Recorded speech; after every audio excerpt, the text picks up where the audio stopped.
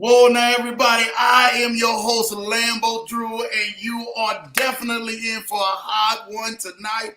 I'm telling you what, the Lambo Bell is already going off, man, because it is about to get hot in here, in the famous words of Nelly. You already know what time it is. It's definitely one of a big, high anticipated, wonderful podcast that everybody has been waiting for me to collab with the man himself. My guy, Ernest Epps, is definitely getting ready to go ahead and jump in the building, man. He is here tonight, and so make sure you're sharing this video and getting this video out to each and every single person you possibly can. I don't care if it's your neighbor, your dog, your homie. I don't care if it's your third grade teacher. Get this video out to your third grade teacher, because this information tonight can be so life-changing for so many people who are connected to this amazing broadcast. And you really want to see them win and win all 2025, not just for the rest of 2024, but setting yourself up for 2025. I'm telling y'all right now, it's getting ready to be amazing. So listen, before we bring my guy, Ernest Epps, and yes, he is in the building, before we bring him to the show, I want to go ahead and jump into the comments real quick and really go ahead and check the temperature to make sure y'all ready for my guy, Big Ernest Epps, and who's getting ready to hit this stage. All right? My guy, Kennard Haney, is in the building, man. Do what you do, Lambo. Shout out to you, Ken Haney, man. Loving. Always the energy you bring. Hello, Mrs. Johnson. Hello, Leverage Show family, man. You know we in the building, man. LA Law is in the building, man. Happy Tuesday, everyone, man. Let's go, Kennard. You know what time it is. LA Law, love what you doing, man. You in the mind. Keep doing what y'all doing, because y'all are always lighting this thing up. Kennard Haney say, let's go, LA Law, man. Julie is in the building. Kennard, top spot. Yes, he went on ahead and regained his top spot. Y'all see Kenny went on ahead and snug it in there, man. Julie, you're going to love this one, because this man comes from the wonderful industry that you guys are definitely killing it in, and that is that wonderful e-commerce space, man. And definitely, you can't wait to hear from one of the masters, man, out here who's been helping countless other people really level up in their businesses. So thank you, J50. Thank you, J-Dog. You guys already know what time it is out here. Hello, happy Tuesday, Leverage Show family. We got work to do. Y'all already know that's the famous saying, man. We got raised around here. We got work to do, man. Definitely out here.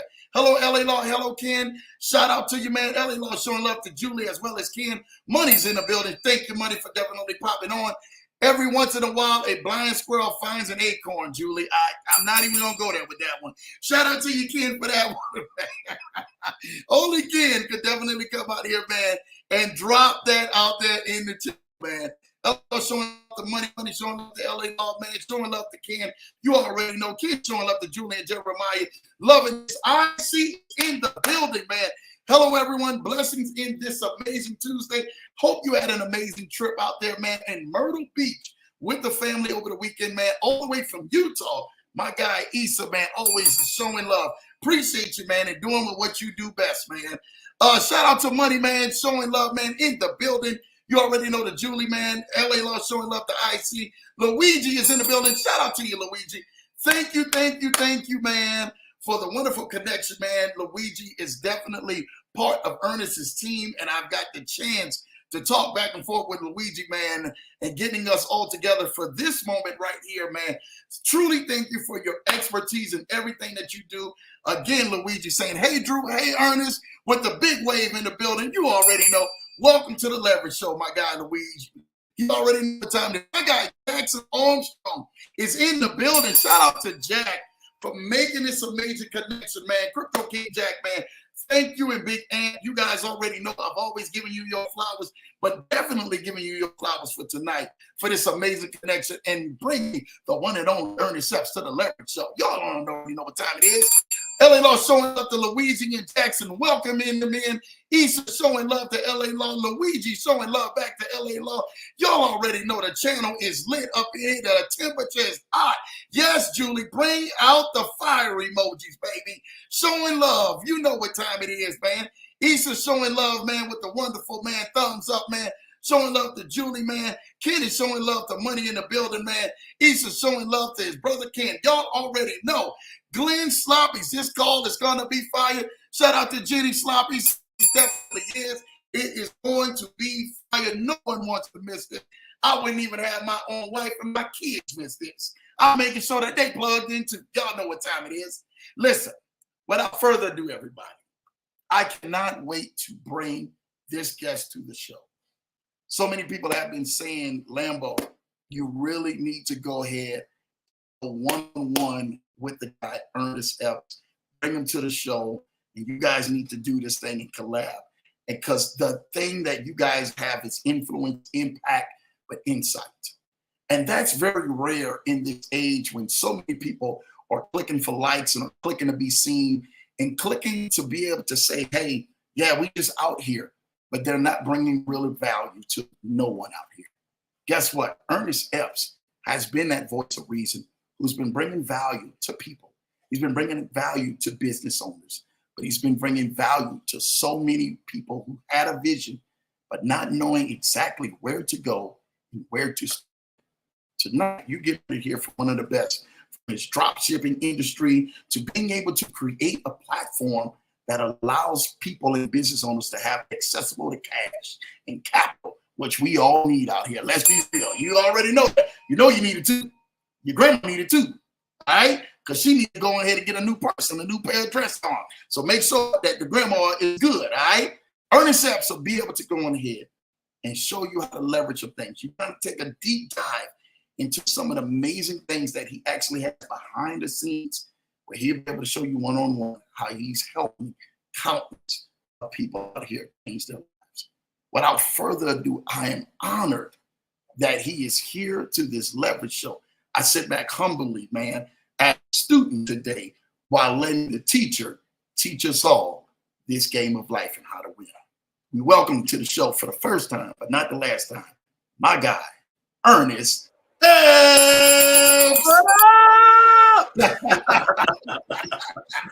What's up, y'all? What's good, Ernest Epps, man? Shout out to you, man. Appreciate you. You know you get that Lambo Bell, man. Welcome to the show, man. Shout out to you, brother. Yes, sir. Listen, I thank you tonight for you accepting this invitation. There's going to be so many people, man, who never probably even heard of you. And then a lot of great familiar faces in the chats. I see my guy, Big Ant, already in the chats as well, showing the love, man, as well as Luigi and Jack and everybody else. And they have actually known and experienced the great things that you have actually done to help change their lives, as people who are very close to their lives. Listen, my friend, we are excited for you to go ahead and help empower and pour into us tonight like never before, Big Earn. So I thank you and I welcome you to the show, my brother. Hey, man, definitely super duper excited to be here, especially, when you're around people that are just hungry, that want to learn, that want to earn, that want to be in a position to accelerate their success and ultimately put themselves in the position for leverage, right? Yes. My gosh, this is absolutely spectacular. I love just being around folks that really get it, right? And to your point, man, I'm super duper selective on who I allow to even be around me because, the whole commentary of like the network is your net worth, that's one thing, but ultimately you got to protect your mindset. You got to protect your spirit. You got to protect your energy. And, you just need to make sure that you're in a position, what I like to call a position of power at all times in every area of your life. So, man, I'm super pumped to be here and excited. Well, man, look, I'm super excited that you definitely accepted. First off, you guys need to know like what it took to get here. Shout out to everybody in the chats. I just went on a full overview. You know who you are out there, man, to give you some love on the screen time. I really excited about this, that you accepted this, but to be able to say, man, we're going to talk about a little journey, like, because again, everybody knows Ernest. When you get out there in front and you're speaking to people and you're doing presentations, and they know Ernest, like, man, this businessman is killing it. But I want to take a little spin before we get down to that journey of what you do so great in helping so many people. And I really want people to know exactly where did Ernest actually start and learn his game from at the beginning, man. And let us know, man, was it humble beginnings at the beginning, or was it any good times, or was it any rough times? And let us know, because there's a lot of people out there like, man, I know Ernest and everything, man. He's not out there killing it like this. He was out of a sky. And just all of a sudden, boom, everything has been roses and good things for you. Talk about some of those moments, man. Yeah, man. So here's the thing, right? So on my side, The success came as a result of just being persistent and consistent. It's funny that you mentioned where you were at, like before everything started happening, all the good stuff, and you see the estate, you see the supercars and exotic cars, and the portfolio of assets and all that good stuff. Is just like people like to see the glory, but they don't really understand the story, right? Come on, man. So on my side, man, ultimately from a let's just say from a scholastic perspective, going to school, I ended up dropping out of college, and it wasn't because I didn't want to continue to pursue my education. It was that ultimately our house ended up getting foreclosed on. I got a call from my mom as I was heading home, and we got a notice that we had to vacate the property in 72 hours. So at that point, I was actually living out of my car for the next like 2 years, about 2 to 3 nights a week, just so I could have enough money to get for gas to go to work. And it was real challenging because when it comes to especially like the financial ecosystem, in a sense of people just feeling like they can't get out of their situation, their circumstance. The beautiful part about me is like, you're not going to get no pie in the sky. Everything I say, you will run into people. They will be able to validate and authenticate the stuff that I'm saying.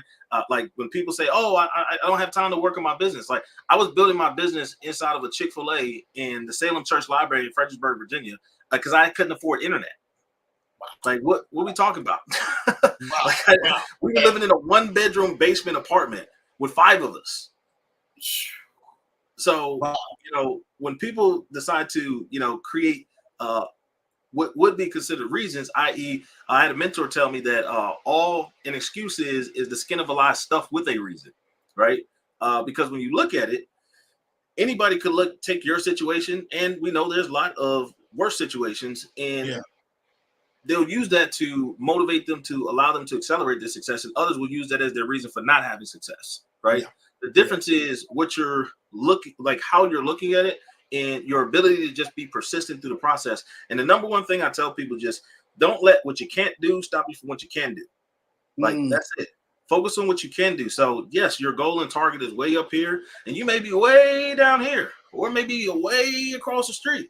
But what can you do today? What are the little things that you can do today? So on my side is like, man, I can't afford internet, but guess what? I can drive to the library. Oh, well, the library closes at 7 o'clock Eastern Standard Time. Okay. Well, what else? What other Wi-Fi sources there? Chick-fil-A is open till 11. Go across the street to Chick-fil-A, get some free water, make it look like I paid for it. Right? Like, is that just a free cup of water? No, it's some Sprite. I spent $1. I got a Sprite.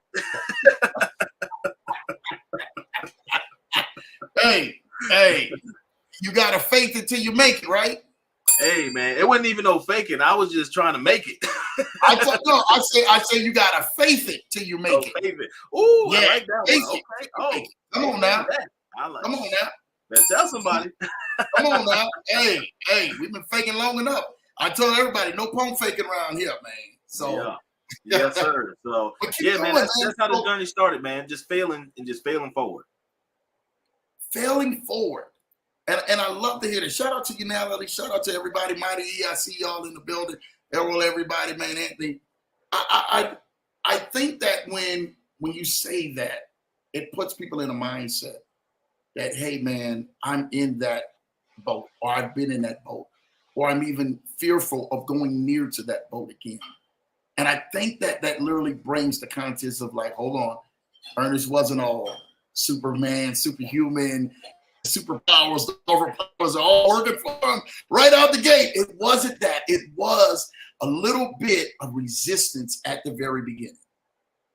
But then tell to us about what changed in those moments of actually seeing the house foreclosed on it, not having enough money to be able to cover bills, and being able to go use the Wi-Fi at the Chick-fil-A to be able to go ahead and scale. What changed and what possessed you to keep on going rather than just giving up at this moment?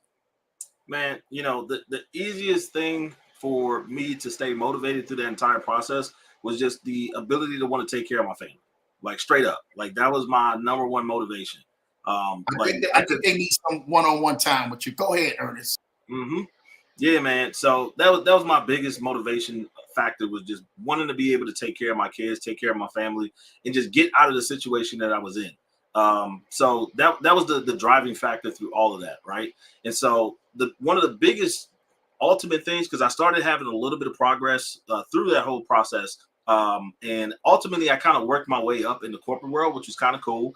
And I started to get what I thought was my dream job. Like I actually acquired it, right? So I was a sales director for a marketing firm, and I overseen 77 locations for Walmart from South Carolina to Massachusetts. So when you look at my experience and how I've been able to be, pretty effective in the e-commerce retail industry on a global scale, not just here in the U.S., is because I was able to kind of see some of that inside processes and systems and workflows and things of that nature at scale, right? Like literally hundreds of people from South Carolina and Massachusetts that I was responsible for managing. But the catalyst was as I'm starting to work myself up in the corporate arena, I ultimately got I was about to say fired, but I tell people when I got let go, I got restructured out of the restructure. And at the end of the day, it's like, bro, you got fired, right? Like we try to come up with like cute phraseologies of how it is certain things happen. But man, I ended up getting let go. And that was extremely hurtful. You got to remember, again, coming from where I was at, working like my face off with no help, no support, no family there to lean on, none of that stuff, man. A matter of persistence and just be restructured out of the company's portfolio just so they could save a couple bucks was extremely hurtful. Like literally, when I lost that job, I cried like a baby. I mean, like that nasty cry, like that one where it's like the snot, the tears, like I couldn't breathe, like panic attack. And only because at the time in my life, the job was my identity. But ultimately, because that happened, it forced me to want to pursue entrepreneurship. Like I kind of wanted to be a business owner, like doing a little bit of this here, doing a little bit of this there, but I never really immersed myself into wanting to own my business. But when that happened, I promised myself I would never work for anybody else. I was like, I got to figure this out. Like I have to. I cannot put all my time, energy, effort, and ultimately my family's future in the hands of somebody else. Because think about it, like when you're and again, I'm not against jobs either, so don't think I'm that person. Because my best friend, he's an engineer for up in New York City, and he's worked there for a very long time. And we've had this conversation a lot. And I'm super pro, like, hey, you got a job, build a business on the side, so forth and so on.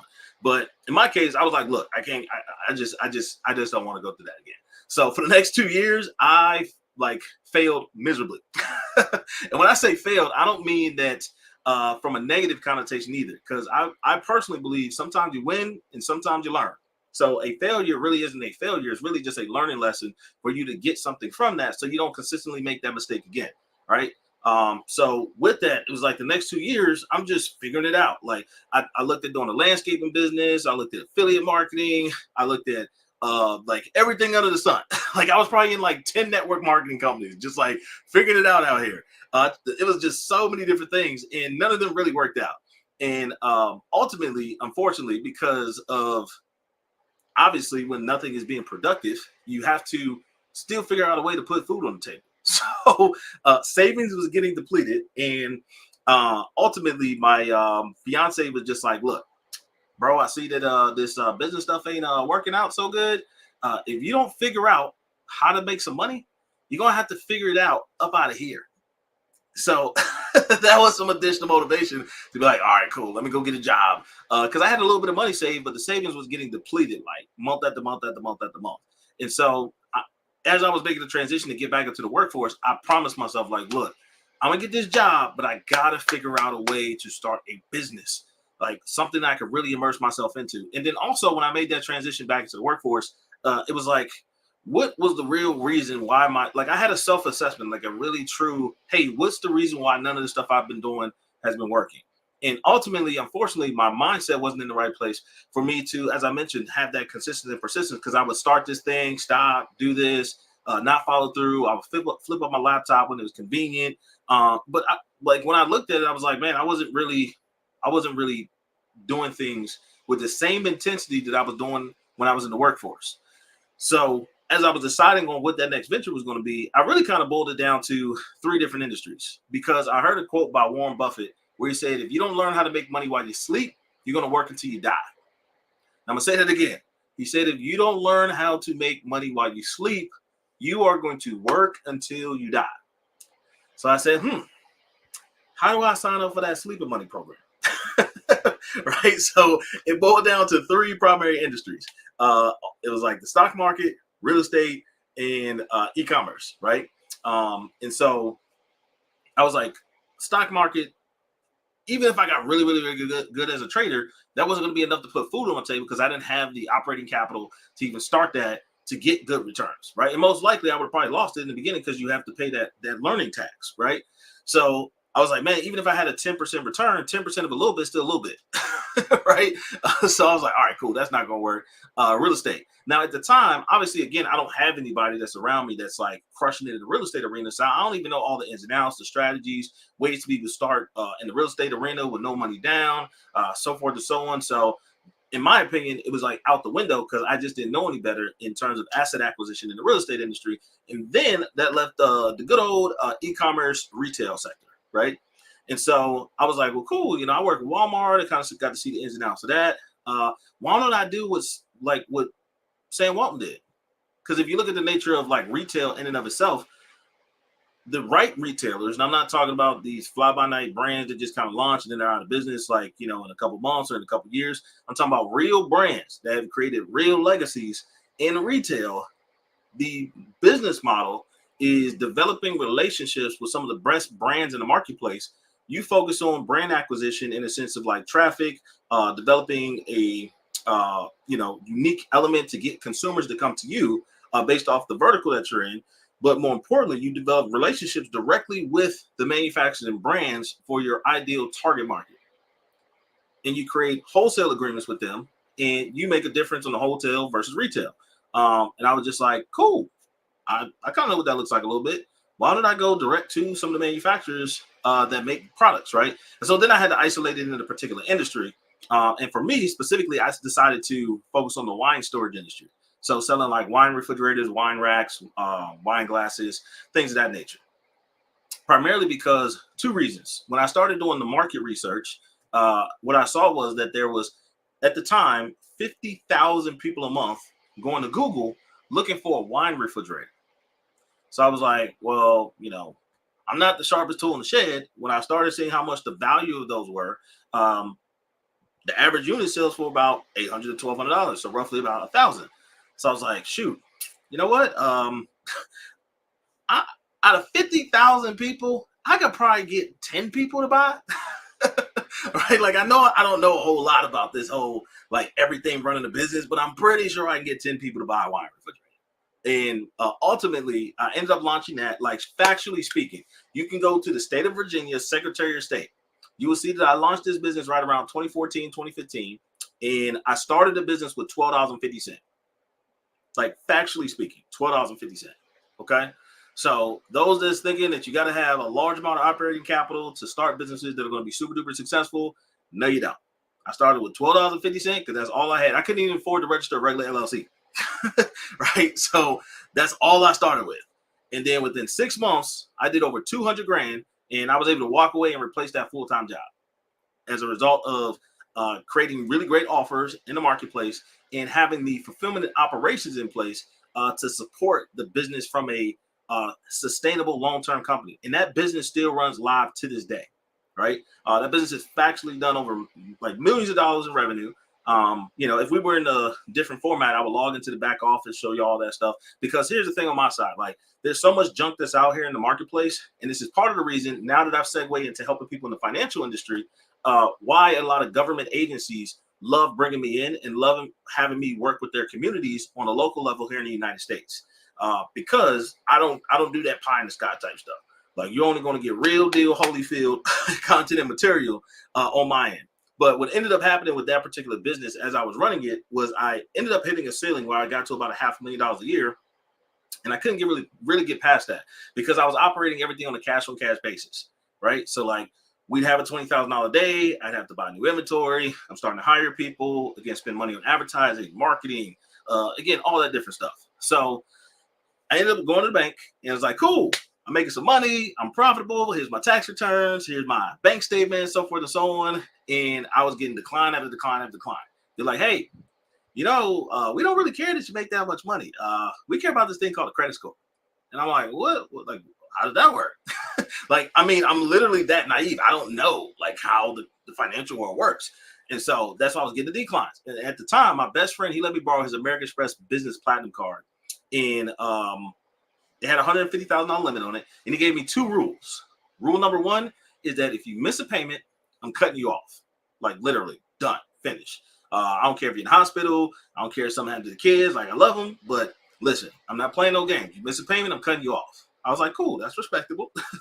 And the second thing was he got to keep all the reward points. So I'm like, cool, fair deal, right? So the very next year, I went from $500,000 to 1.1 million the very next year, right? And I've been over $1 million a year ever since then. So the only difference was I had access to more operating capital. At that time, I didn't have the portfolio that I have right now. I only had that one business, right? That one company. And as that company started growing, obviously I started to diversify. But even with him letting me borrow the card, he made out like a fat cat with that, right? Like he ended up cashing out like, I think it was like $25,000 in free rewards because I was putting everything on that account. Now here's the scoop. Like, again, this was old school American Express. So those that's been in the game for a minute in the financial world, you know, the American Express Business Platinum card was not a pay over time feature that was enabled on that account. The only thing you could do back in the day with American Express for our old school folks is that you had to pay that balance in full. So when I spent $90,000 on that card for the month, I got a $90,000 invoice the very next month. You had to pay the balance in full on the statement. But that was just enough wiggle room, just a 30-day lead time for me to be able to turn over the inventory, put my money into marketing, advertising, so forth and so on, for me to be able to scale that business. Now, he eventually needed his card back. So that's what kind of got me motivated to like then be like, okay, I'm gonna give him his card back, obviously, because he let me borrow it. But I'm like, man, I gotta figure this business credit, business like financial stuff. I gotta figure this stuff out because I got a taste. Like I got a taste of what it looked like. So I was like, man, I gotta go all in. Like, let me go ahead and start investing myself. Let me go and start figuring out how to create out my personal credit. Let me go start figuring out all this business credit stuff. Because I started realizing like how much your credit profiles play in every major area in your life as an adult. Like there's nothing that you get access to that your personal credit does not get pulled. So with that, it was just like, look, I got to start figuring this stuff out. Whatever it takes, I got to do it. And ultimately on the short version, just kind of recapping just in my entire like journey per se, was that it took me about a decade to get to my first $1 million net worth, right? And then I went from 1 to 3 in a little under 2 years, and then I went from 3 to 5 in 6 months. Right. So everyone always wants to know what the 6-month game plan is to get to the 5 million and not the like 10-year game plan, like the decade game plan. But ultimately it was just being able to get access to operating capital. Right. So the biggest thing most people don't realize is just how night and day the entire financial ecosystem operates. Right. Like it's completely different on the business side versus the personal side. And as a matter of fact, the commercial side is not even federally regulated. Like it's no laws in place on the commercial side. So the Fair Credit Reporting Act, the FTC, CFPB, all that good stuff, all those laws that are in place, they're only applicable to the consumer side, not the business side. Like the business side is absolutely spectacular on one end because it's not federally regulated, but it's also extremely challenging because it's also not federally regulated. So what do I mean by that? When it comes to actually building out your business credit profiles, there's no accountability in place and there is no enforcement of how things work on the business side. So let me give you guys an example. When it comes to, like, for example, a brand, JCPenney's, right? Most of y'all are probably familiar with them. Big, again, I'm talking more so like if you're over like 30, like if you're like between like 18 to 25, you may never heard of them. But JCPenney used to be a big multi-billion-dollar brand here in the United States. Okay, so even they still have brand awareness right now, but they're just not as large as they used to be. They're very strategic with the locations that they have open. But you could go to JCPenney's right now, and this is everything that you're familiar with on the personal side, anyways. You can get approved with the product on the consumer side, on the personal side. And, factually speaking, it's going to report to all 3 of your personal credit reports, right? Like, hands down, we already know that's going to happen. But if you now go get approved for their business line of credit, which JCPenney's does have a commercial line of credit, it doesn't report anywhere. So that is an example of what I like to refer to as ghost money, right? And matter of fact, let me give you guys another example, a brand that everybody's going to know about. American Express, good old American Express, right? I know most of y'all probably heard of them. So American Express, again, you can call them and verify this, because here's the thing on my side. First of all, normally when I start a presentation, I tell people don't shoot the messenger. All right, because I'm gonna tell you some stuff that you had no idea that existed. But again, you can go fact check it and verify and validate it. So once again, on the consumer side, if you get approved for any personal products with American Express, they're going to show up no matter what, whether you use the card, don't use the card, so forth and so on. If you get approved for any of their business products, as it stands right now, at the time of this recording, they do not report anywhere.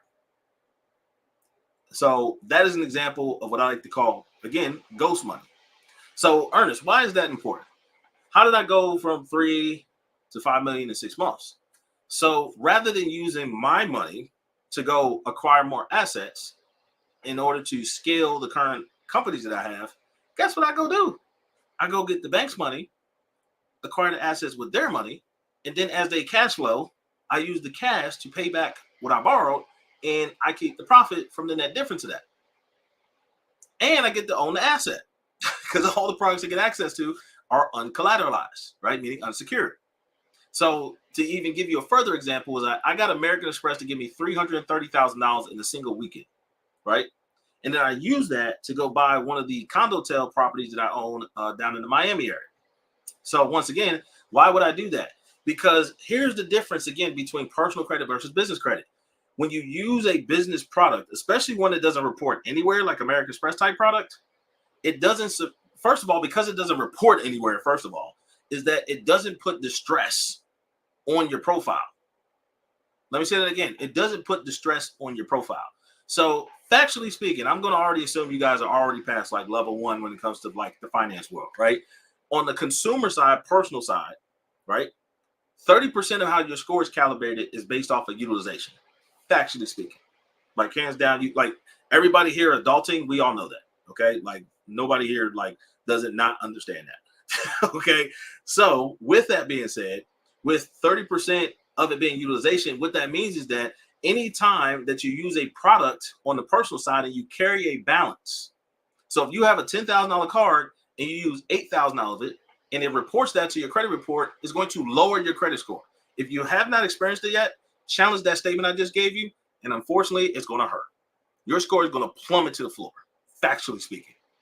So that's the thing you get about me, like men lie, women lie, like the data don't lie. If you want to test it, you're more than welcome to, right? But everyone here, y'all all know that, okay? So now, again, if I get American Express to give me their Blue Business Cash Plus card, that's 0% no interest for the next year, that goes up to 50 grand, and then I go use the same, let's just say I just got approved for 10, and I use the same 8, guess what? It doesn't report anywhere. No one even, and on top of that, no one even knows I have it. So there's a term that I coined called ghost money. Once again, ghost money is money that you get access to that nobody else knows that you have except you and the financial institution that you have the relationship with. That's ghost money, right? And then let's even look at products that don't necessarily are ghost money products, but products that may distribute data to the business credit bureaus, okay? So for example, Chase. Chase's business products, when you get approved with them, they will distribute that data to the business credit bureaus. But once again, the business credit bureaus do not severely distress the profile, even when the data distributes to them. Okay, so Lambo, are you still hanging out with us? Man, I'm right here, man. Come on now, So should I show people this stuff really man, quick? go ahead and drop the hammer, man. You on the level show. Drop the hammer, man. Let me show y'all this real quick. So here's the beautiful thing. All right. I actually created a company from scratch for our community so I could show people this stuff in real time. All right. Now, let me see here. I'm gonna take a screenshot because I didn't know all this data would show up here. Now, normally if y'all catch me in a private setting, I'll actually pull up the account in real time. But again, I'll show y'all that I'm physically logged in. I just want to make sure I don't have too much personal information on the screen when I do this. But y'all catch me in a private session, I'll show you all this stuff in real time. But give me about 30 seconds to pull these 2 reports. Because here's the thing. Again, I'm not the type of person that you come to and I'm going to tell you a bunch of stuff and not have the receipts to validate and authenticate anything that it is that I'm saying. And oftentimes, because you've never been exposed to the stuff that I'm talking about, it makes it to where like, oh man, that sounds crazy. I wonder if it's true. Don't play with me. Okay. Don't play with me. Nothing's going to come out of my mouth unless I can authenticate and validate anything it is that I'm saying. All right. So let me do this. Boom, boom, boom. Okay. So this is this particular topic point.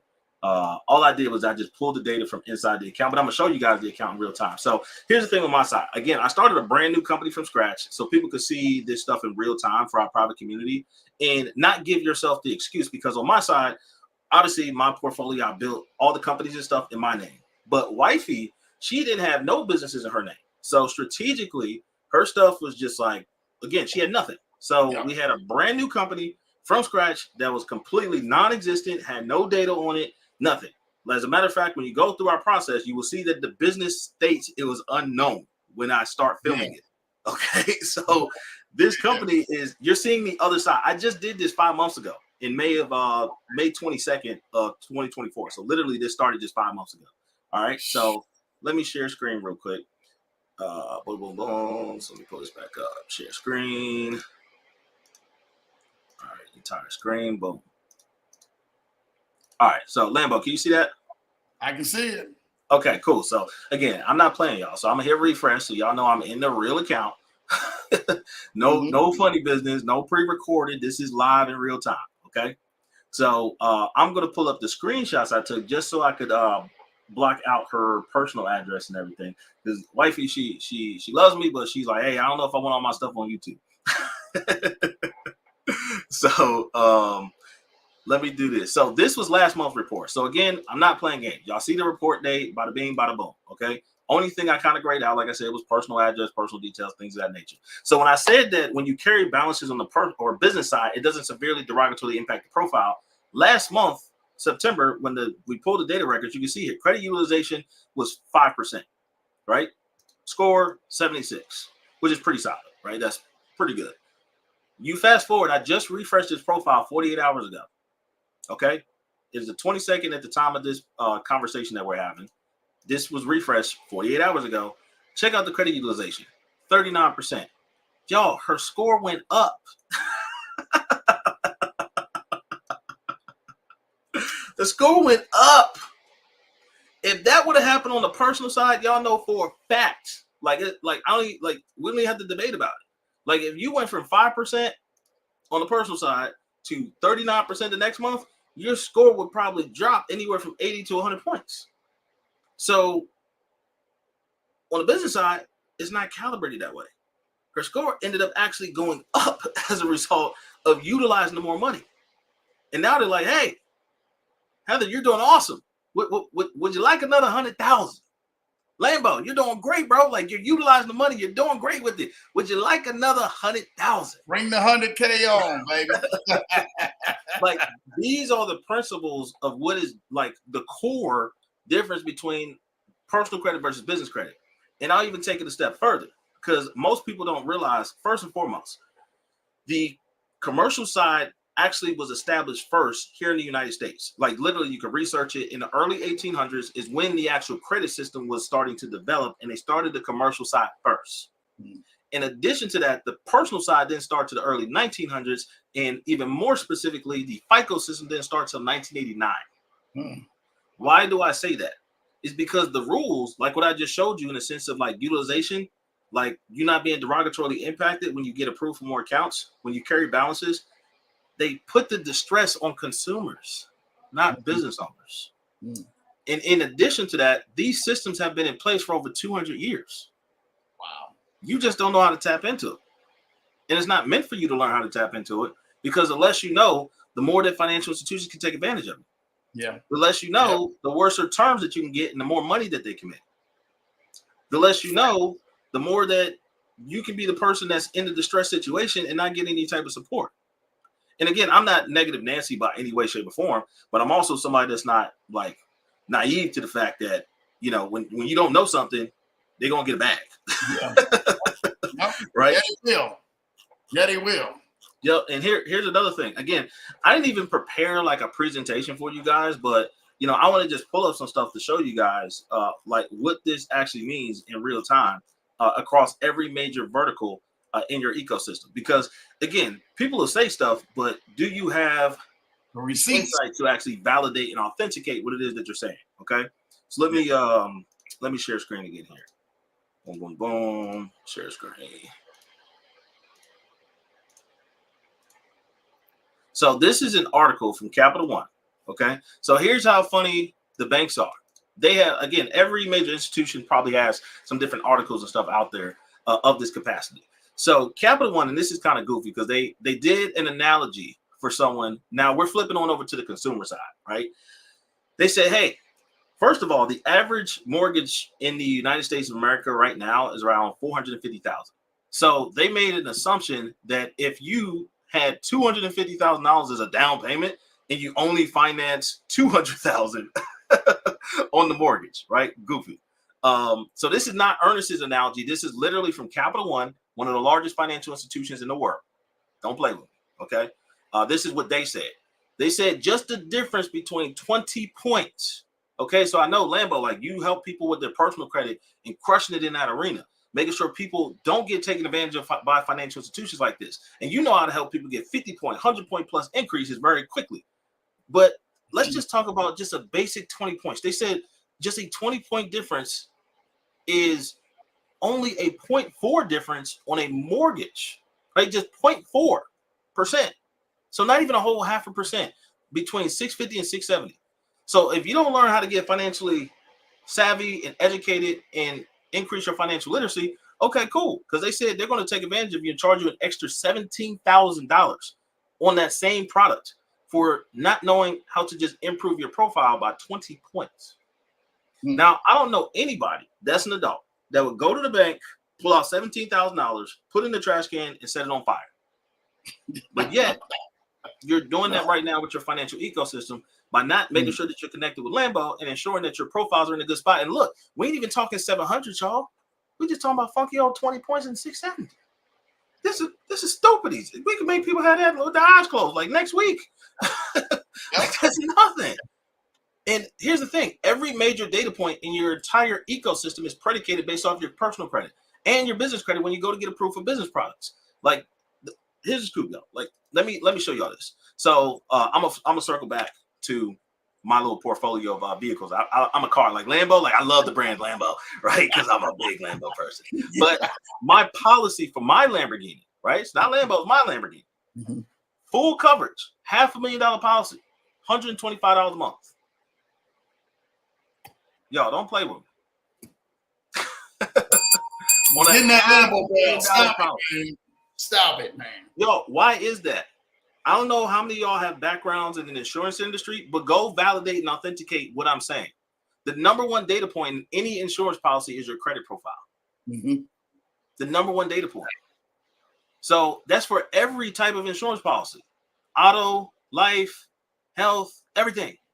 So the fact that you don't understand that and your profiles are not in a good spot is why your premium is significantly higher than what I have, even on a $500,000 policy, right? Then we go look at my nice little fleet that I have here. Listen, I'm a car person. If you're not a car person, again, you can check out, but I like cars. So this is my little stable that I have here at the crib, okay? So flip-flopping on over to my little Lambo here. This is the auto policy for that, or auto loan for that, rather. I got it underwritten 100% by DCU, Digital Federal Credit Union, then the northeast part of the United States, at 1.4%, y'all. 1.4, $0 down. Like, it's funny when people are like, oh yeah, I don't really care about this old credit stuff. Like, it doesn't make any sense. Okay, go keep paying 9%, 12% on your auto loans. Mm-hmm. Don't ain't gonna bother me none.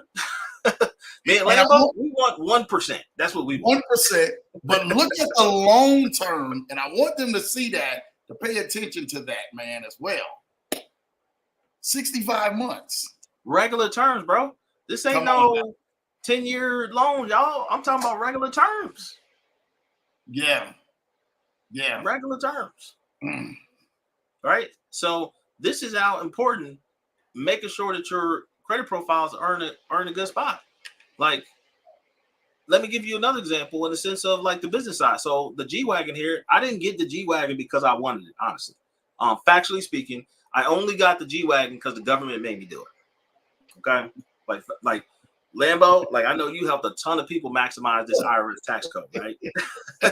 Yo, Lambo, he be helping y'all run the bags on this sequence on Section 179.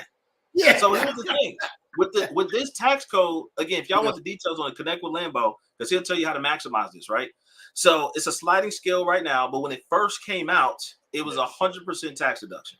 100%. And they didn't say what type of vehicle that you had to get. All the junk that was on social media was like this and this and that and that. No, go to the government's site themselves. See what it says in layman terms. It said anything that had a gross weight over 6,000 pounds, you got 100% write-off. Mm-hmm.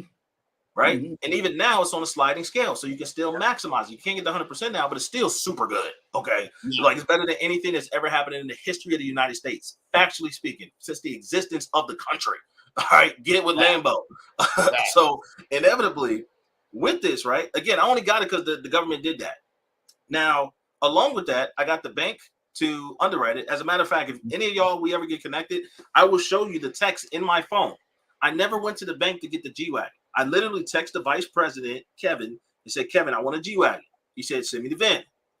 He said, cool, it's approved. I'm sending the wire. You sign this document. Like, I never went to the bank to get the G-Wagon, y'all. I never even physically saw the G-Wagon. I literally had it shipped. I never even went to Florida to inspect it or nothing. Like, there's a whole, like, reason, like, how I kind of buy cars, like, without ever going to go see them. But inevitably, guess what? After I held it to maximize the tax deduction, I then liquidated it a few months ago, and I got a check back for $40,000. Oh, but guess what? On top of that, remember, I got the tax write-off for the duration in which I held it. I got $40,000 liquid cash back when I sold it. In addition to that, because it was also under the business side, I got to write off the interest rate even when I was holding it.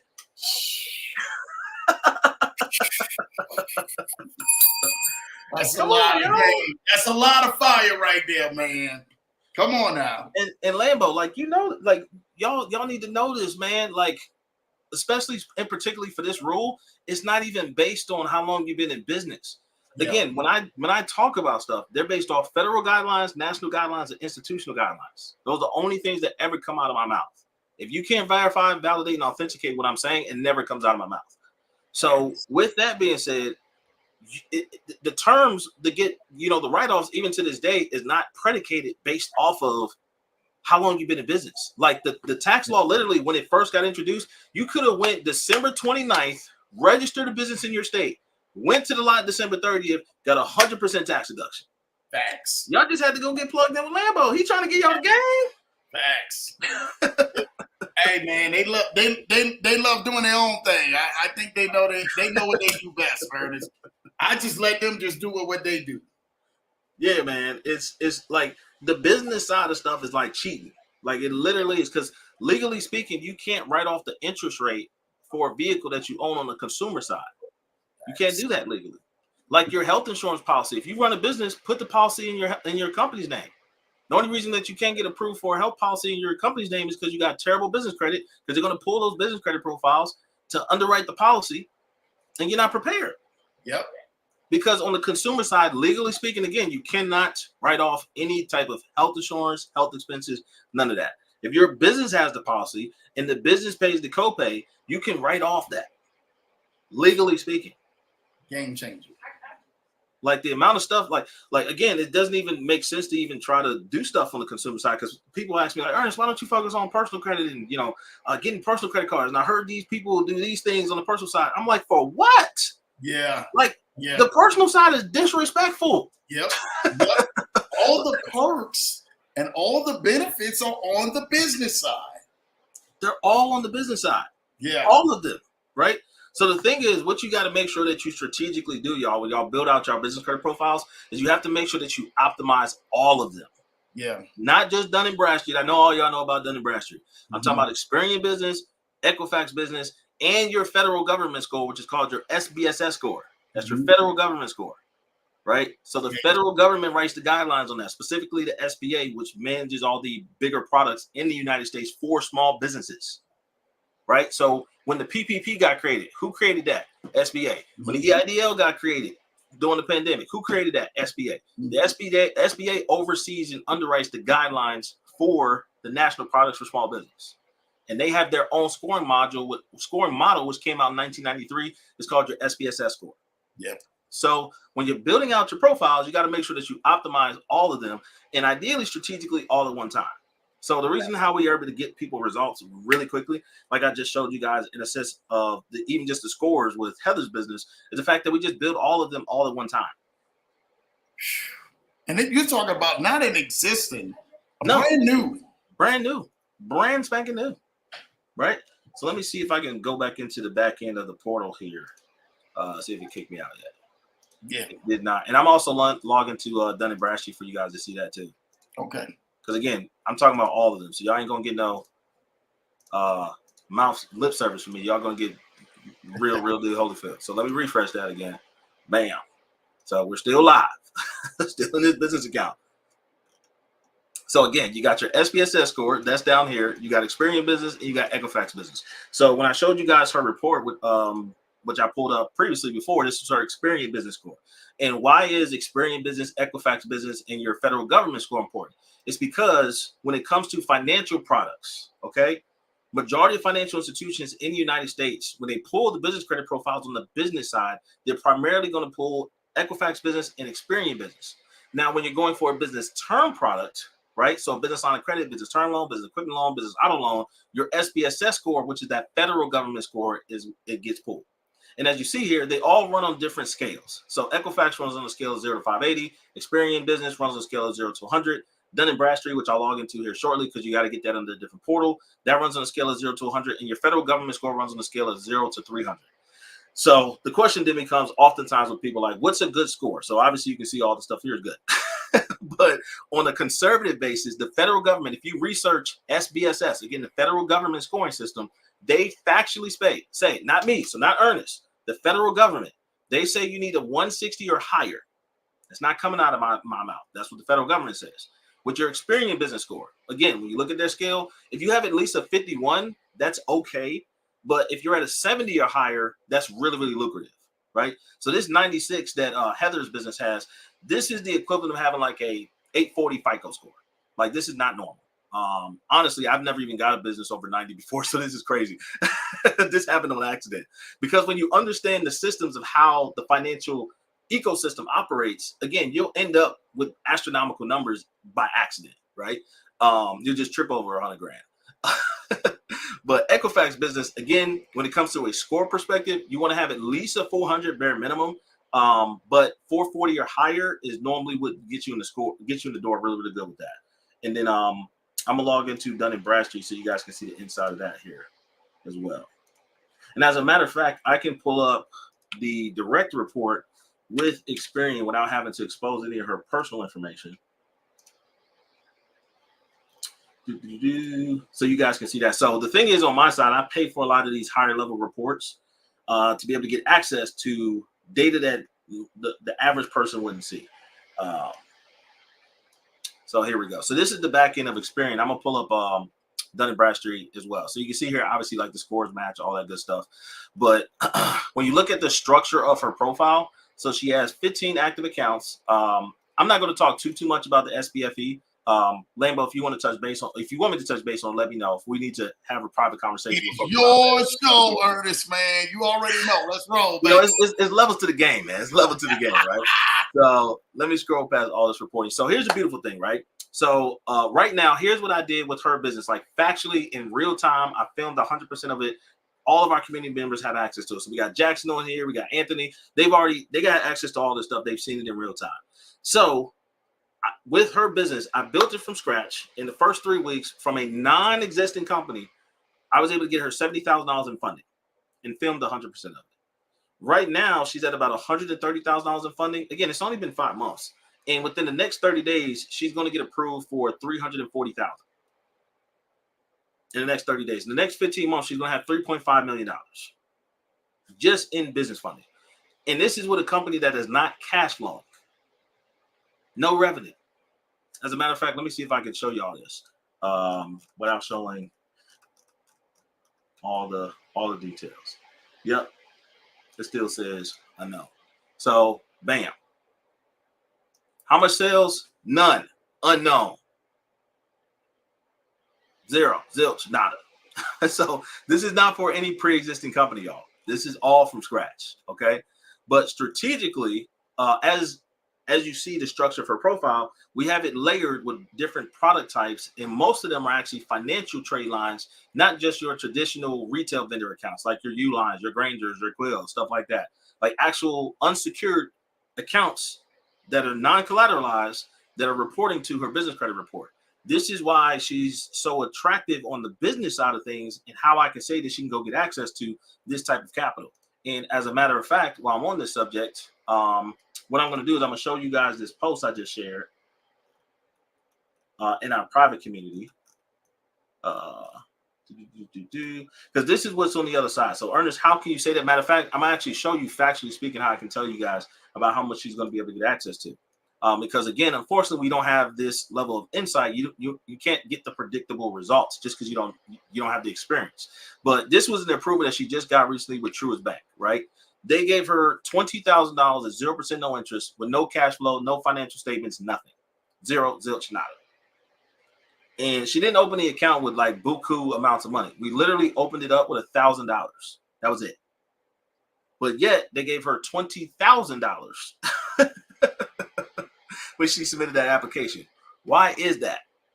It's because on the business side of things, unlike personal, when they pull your business credit profiles, they're going to get multiple levels of data and insight that will allow them to future pace your business's potential growth, further known as forecasted income. So let me show you all this. This is the back end of Dun & Bradstreet, because most people have never seen this before. So when your business credit profile gets pulled, most of the bureaus have this element right here called maximum credit recommendation. Okay, so this means when the financial institution pulls your business credit profile, they're looking to see how much your business could potentially handle. This is called one of the C's of credit, right? So there's what's known as like the 4 C's of credit. You have obviously credit, collateral, character, and capacity. All right, those are the 4 C's of credit. You can literally factually look that up. The business world is different from the personal world. Okay, so even though her business is not cash flowing, some financial institutions will underwrite based off of what's called projected income or forecasted income. Now, when that projected and forecasted income is layered with a great profile, right? When they go to pull that business credit profile and get the data that's listed there in the bureau's recommendation, this doesn't exist on the consumer side. You don't have a credit recommendation on the consumer side. Business side, when they pull that file, they're looking for this. So her company is receiving a recommendation up to $34,000 per application. So if we want to get 340,000, guess what we go do? We just go put in 10 applications and make sure that we maximize the 34K. Like it's really that simple. And in terms of structure wise, like again, with DMB specifically, everybody's heard of Paydex. The Paydex is only one element of your profile. And what you guys are looking at right here is actually called the Credit Plus option with Dun & Bradstreet. I want to say right now it's either $1,500 to $2,000. It was like $2,000 when I paid for it. So this level of reporting you're not going to get unless you invest like a pretty decent amount of coin. And again, I didn't make that up. Go to Dun & Bradstreet yourself right now. See how much it costs. So you're going to pay right around. I think I seen them do a promo recently, gearing up for Black Friday for like $1,500. But this is it costs you $2,000 a month to see this level of reporting. So why is it important for business owners that actually run real businesses? Again, do we have a service program to help people in this arena? Yeah, but that happened on accident. Like I didn't create our service program to help people build business credit and get access to working capital and the scale because I did that to start a business. I was already running my companies, and this is what I did to grow my net worth to $5 million. And then it just, like a lot of people just kept asking us to help people around the United States. So that's why a few weeks ago, I was in the city of Fort Myers helping their small business incubator program that Fifth Third Bank. They had their vice president, LaWanda. She sponsored the event in Regions Bank, and they had their underwriting team there, right? So why would the bank have somebody like me come in to help out their community? Because I know what I'm doing, like y'all see here. Prior to that, a few months before, I was at the Urban Chamber of Commerce in Las Vegas, Nevada. They flew me out to work with their community of entrepreneurs. Because again, I'm in the game actively running companies and utilizing this stuff. I'm not just making stuff up just to sound cool. So in terms of how all these things get calibrated, your delinquency score, your failure score. Again, I didn't get into all the other scores with the other profiles because, again, we could be here all day. But I just wanted you guys to see this in real time with the credit recommendation. So when you click on payment history, this is where you'll actually see the different accounts that are actively reporting and actually calibrating that score, right? So it's not a lot of accounts. She only has 8 accounts that's reported. It's not about the amount, like obviously having enough accounts report is one thing, but again, some people would assume there was probably like 20, 30, 40 accounts or something. No, it's 8. It's not a lot of accounts. But here's where the rubber hits the road. It is the type of accounts that's reporting and then the nature of the accounts that's reporting. So if you've never seen inside of Dun & Bradstreet at this depth, when an account sends the data to the bureau, okay, it is going to classify the nature of the account, meaning really there's only 3 classifications specifically on Dun & Bradstreet. It's either going to be a cash account, it's going to list payment status as prompt, or delinquent. That's it, okay? So as you can imagine, prompt is good, cash account is good, delinquent's never been a nice term. That means that you're behind and you owe somebody some money, okay? So you never want to see that on there. But ultimately, with this classification, again, there's only going to be 2 primary buckets when you look at like positive accounts that report. It's either going to be a cash account or it's going to be prop. Cash account is exactly kind of how it sounds. That means that your relationship is based on a pure like money basis. So for example, like a subscription, or you're just ordering products using only your cash. That means that there is no financial relationship in place, okay? When the payment status transitions over to prompt, what that insinuates to the bureau is ding, ding, ding. This is a unsecured relationship, and this is a financial account, which is why we're notating the status type of the account. Then once that happens, it then rolls up to this segment, which then classifies the nature of the account once it's unsecured. And as you see here, strategically, she just doesn't have retail accounts. She has wholesale accounts, different types of wholesale accounts within the scope of that. She has a non-depository credit institution account. She has a business service account that's unsecured. So it's different account types that are actively reporting that then calibrates that score that you saw there, that credit recommendation, to where she puts in an application she can be trusted with a large amount of resources here in the near future in anything it is that she wants as a business, right? And lastly, I'll end it with this before I give it back over to you, Lambo, is the fact that, unfortunately, the other big challenge and reason why y'all have issues in the business finance world is what you're seeing here on our screen, which is 2 things. Number one, because the business finance world is not federally regulated, when data distributes to the business credit bureaus, they don't legally have to tell you who is showing up. As you see here, you see whole hardware, industrial supplies, whole service paper, miscellaneous retail, non-depository credit institution, credit business services. Down here, when it reclassifies all the accounts, prompt. Right? Like you have no idea what you're looking at. You're like, what the heck? Like, even if you do find out who actually reports to the business credit bureaus, you're like, who is, like, what is these accounts? When I showed y'all her Experian business credit report, same thing. All the business bureaus do the same exact thing. They never tell you who actually shows up when you actually get something to show up. So the question then becomes, well, how do you make sure that you build all the profiles symbiotically all at once? Like you were saying, Ernest, how do you do that? Well, you have to have the data points, like literally the actual factual data of who's reporting, who they report to, and how they report. So that gets us back to number 2. Number 2 is most accounts in the business credit world do not report to more than one bureau. So for example, y'all already know about the Quills, the Ulines, the Grangers, the Wex, fuel cards, all that good stuff.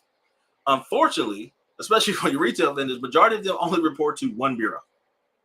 And as you can imagine, guess who that happens to be? Ding, ding, ding, Dun & Bradstreet. So once again, if your goal is to get access to operating capital, maybe a business term loan, maybe a business line of credit, maybe a business auto loan, they're going to be pulling your Experian business and Equifax business and looking at your federal government score. So if you do not have data distributed to the other bureaus, like what you see here through the different reports I'm showing you, unfortunately, your application is going to get declined. You're going to be sitting there talking to your banker and financial institution like, hey, what are you talking about? Like, I didn't set up all these accounts. My profile should be good, blah, blah, blah. But remember, back to number 1, they're not federally obligated to. You can go to Quill, Uline, and Granger right now. They do not tell you who they report to. Why? because they're not federally obligated to. So they're not going to tell you. So there's only two ways to get the data. Either A, you track it like what I do, or B, when something does report, you dispute the account, and then at that point, they would disclose it because you're basically telling them you don't know what it is. But unfortunately, when you do the second thing, they have a high probability of removing the account because you said it wasn't yours in the first place. So most people normally choose to opt for number one. So that means that you have to keep up with your catalog of accounts that you actually start to get to establish to know who is showing up to who and when they're showing up, especially if you plan on building out a portfolio of companies, right? But I can tell you specifically what's on here, obviously, because I've tracked all this stuff. So, for example, this whole hardware account here, that's a company called Zorro. This is actually Grainger when they distribute. This is Uline. This is a company called Office Garner. This is Quill. And this is a company called Sunbelt Rentals, right? So, because I have been doing this for a very, very long time, in a sense of this is how I ran my companies, is I built out the profiles and I started getting access to operating capital and using that to start to scale things out. And the beautiful thing is once you do it right, you only got to do it once and you don't got to do it again. So all my companies, when I got them established, when I really started understanding this business credit stuff back in like 2018-ish is when I really started getting heavy. I've never had to go back and reestablish the profiles. I never had to go back and start everything from scratch. Like once you get the accounts developed and the profile structure to look really, really attractive, at that point, it's just maintenance. So guess what? What do we do in order to maintain great business credit profiles? Just like on the personal side, if you don't use an account, it will close. Now, the beautiful thing on the business side is the fact that you don't have to use the account every single month, but you do need to use the account at least once a year, especially for your retail vendors. Okay. So here's the strategy. You get all your accounts set up. Once they're actively reporting, you no longer have to order from them. All right. So when January comes around, what do? We order from all the retail vendors all at one time. Now, before I get anybody that's just like, oh my gosh, like I went to Uline, I went to Grainger, I don't see anything I could buy, blah, blah, blah, blah, blah. First of all, you only feel that way because you don't understand the depth of the catalog. Most of your retail vendors have all the products that you would normally buy from Costco, Target, Walmart, BJ's, whatever it is that you like to shop. Literally, you can go on Quill, you can order Gatorade, you can order chips from like Grainger, you can order coffee from Uline, literally every major product type. Paper towels, toilet paper, dish soap, hand soap, mouthwash, toothpaste. Like genuinely speaking, like go there. Actually really go through the catalog. Put in products that's in your household that you would normally go and get at the store and just see if those products are available, right? And you'll see that they have large catalogs, right? So it's like when the first of the year hits around, all right, cool. I'm going to order one big order of toilet paper from Uline. I'm going to order one big order of paper towels from Grainger. I'm going to order one big thing of dish soap from Quill. And that's it. So all of the retail vendor accounts that we have, we just order from them one time. And then we're good for the rest of the year. You don't got to think about it. And as a matter of fact, when you have a team, you don't even have to order it. Have your assistant or your sales manager, or whoever else is in your company portfolio, have them do it. And then just make sure they pay the invoice. That's it. And lastly, one of the things I'll leave you with too as well, if you've ever had challenges with your retail vendor account specifically, and again, I know I'm talking more about the retail vendors accounts, like I'm not talking about the financial trade lines, only because like it's a little bit more that I have to cover when it comes to that. But ultimately, the biggest reason if you pulled your Dun & Bradstreet profile or pulled your Experian business credit profile, because I will say Uline, out of the retail vendors I just mentioned, they're the only ones that do report to Experian business. So they will report to Experian business, but they don't report to Equifax. All right. But with that being said, if your retail vendor accounts are not showing up, it's because you're not selecting net terms when you actually go to checkout on their sites. Okay. Really, really important.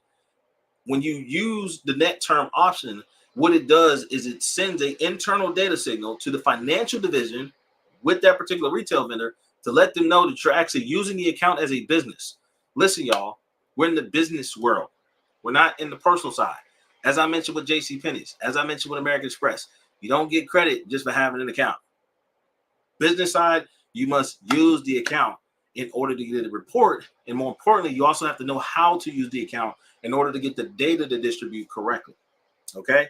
So you have to make sure that you're checking net terms when you go to checkout and then paying that invoice, ideally on the 20th day after you check out. So personally on our side, what we do is we literally just go to our calendar, notate, hey, if today's the 1st, we pay the invoice on the 21st. Like just go 20 days out from the day of your purchase and then put that on the calendar, set like 10 reminders so you do not miss that payment. Because if you miss the payment, that's going to ruin your credit score. Like on the business side, payment history is massively important. It's way more important than even any other data point. Because on the consumer side, it's 35% of how your score is calibrated. On the business side, it's 50%. You miss a payment, your score is going in the dumps. So do not, non-negotiable, absolutely do not miss a payment on the business side. But with that being said, the net term option. So if you're not familiar with the phraseology of net terms, what net terms means, it means what is the open-ended amount of time that you would have to pay your invoice based off of the numerical value that they assign you. So for example, net 30 means that your invoice will be due in 30 days. Net 15 will mean that your invoice will be due in 15 days. Net 60 means that the invoice will be due in 60 days, right? So again, the numerical number plus net terms lets you know how long you have to actually pay that invoice. Okay, so just make sure that you're doing that in order to make sure that the account distributes data to the business credit bureaus, and ultimately that's what's going to allow that account to then report, especially unsecured, to the business credit bureaus, that will allow your score to get calibrated to make sure that you look attractive for whatever it is that you're looking to do in the marketplace. So that could be, again, getting a you could be looking to get a 401k policy set up for your company. Could be looking to get health insurance policies for you and your family. Like my entire family is on the policies for my retail consulting company, High Ticket Ecom Secrets, right? So High Ticket Ecom Secrets has a policy. I'm an employee of the company. Company then takes care of me, the kids, wifey, like we're all on payroll, the whole shebang. And then we write 100% of that off because legally we're allowed to, right? So it don't matter who's in office, what politician is doing whatever, blah, blah, blah, blah, blah. It don't matter. It's not going to matter, right? What's going to matter is you getting proactive and taking responsibility for making sure that your financial data for everything that's in your ecosystem is optimized and calibrated for you to be able to maximize anything that you need to do as a business. So whether that's renegotiating terms with the supplier or manufacturer or something to that capacity, making sure that you can have the highest leverage possible, that you can get the best terms possible, anything business-wise. So circling back to Dun & Bradstreet, there are some financial institutions that will pull Dun & Bradstreet for financial products. But again, Dun & Bradstreet, when you look at the finance world, it's like on the consumer side, looking at Vantage versus FICO. So if you don't know, most of y'all probably do, there's two main scoring models in the consumer world on the personal side. You have your Vantage report and your FICO report. Vantage report does not get used at all. Literally 90% of financial institutions in the United States primarily use your FICO report for underwriting. So that's how Dun & Bradstreet is in the finance world. On the business side, is that they're like the Vantage report of the business world when it comes to financial products. Now, when it comes to business relationship products, again, supplier accounts, vendor accounts, manufacturer accounts, things of that nature, anything that revolves like a B2B relationship, government contracts. Oh, Lord have mercy. We didn't even talk about that. Government contract. Oh, yeah, they pulling that Dun & Bradstreet profile. Because you got to remember, too, like, what's the importance of your business? Like, first of all, what's the importance of credit in and of itself, right? What does it really insinuate? This stuff that's been in place for over 200 years. What does it really mean? Your credit score and credit profile is your financial story on digital paper, right? It is public notations in your financial ecosystem of your financial behaviors, who's trusting you, how many people are trusting you, how many people are still actively trusting you, because that's the difference between an active account and closed account. That's why anytime you close an account or you pay off a student loan or mortgage or something like that, your credit score goes down because it's no longer active. Like we didn't get into like optimizing personal credit. I know Lambo, he's a beast at that stuff, but that's why your score goes down. Like, so you got to understand how the systems work within the system. But who's trusting you actively, right? Meaning that the account's still active on the profile. And then also, most importantly, what are the limits that you have been trusted with too as well? That will future pace what your potential future limits will look like in the finance space, right? So by making sure that you, again, develop an attractive story on your profile, because you're in 100% control of what your profile looks like. Why is her profiles look super awesome? And when you go through our material, they were unknown, non-existent. Because I know how to create the story. I know how to build that. I just showed y'all everything in real time. Like, this is not something like, I'm not new to this. I'm true to this, right? So the main thing is, just as a short recap, is we want to make sure that we put ourselves in a position to obviously make ourselves attractive, develop all of our profiles, so that way anything that you need to do as an adult, as a business owner in the marketplace, you can be in what I like to refer to as a position of power, meaning that you can then be in the ability to get the best rates and best terms in the marketplace. Again, the truest approvals at 0% no interest for 20 grand for like a year. The US Bank Business Platinum Card is doing 0% for no interest for almost 2 years. There's multiple financial institutions across the United States that have 0% no interest term products for almost 2 years. 2 years, right? And as long as you keep your profiles in pretty good working order, meaning that you just never miss a payment, like literally that's all you have to do, put everything on auto pay, never miss a payment. And then let's say hypothetically at the end of the term, let's just say, for example, you got the Chase Business Inc. Unlimited card. And let's just say hypothetically, you were able to max that out at the 50,000. All right. But for whatever reason, you're not able to clear the balance at the end of the term because the business hasn't started cash flowing as effectively as you thought. So what do? At the end of the term, remember, we've built our profiles and they stay in good working order. We know how to manage them. We know how to structure them. We know how to put them in good working order. So if you can't clear the balance at the end of the term, guess what you do? You go get US Bank because their business platinum card goes up to 50 grand. Like Wells Fargo Business Signify card goes up to 50 grand. The American Express Business Cash card goes up to 50 grand. The Business Blue Plus goes up to 50 grand. But you just go get one of them. And if you need to, go get two. And if you need to chop it up, get three. But balance transfer that over to a product that isn't going to charge you interest. And as the cash flow starts picking up more effectively, like you know that it will, then you start to pay down that balance, but you don't have to worry about getting hit with interest. Okay? So yeah, y'all, as you see, I can go on and on and on about this stuff because this is surgical in this thing, boy. Just surgical in this thing, man. Hey, I told him, I said, they ain't ready for this Ernest Epps show. Ernest getting ready to go in and thoroughly, this is what people needed to understand. Yeah. Structure, breakdown, why things happen. Why do we do things? Why do you pay this? Why do you put it on auto payment? Why do you get rewarded for paying your bills, right? These are all the things that most consumers, when they're out there spending in their excessive shopping spending, they get themselves into a pickle and then don't understand, well, I got all this debt, but if I would have used it right or leveraged it the right way, this are all the other benefits that could have actually went on ahead and rewarded me rather than actually hurting me. But you also gave them a strategy for those who definitely have over leveraged, and maybe because the business didn't do well, or maybe you got a couple of snags into your business where things didn't work the way they were supposed to work and you ran up balances.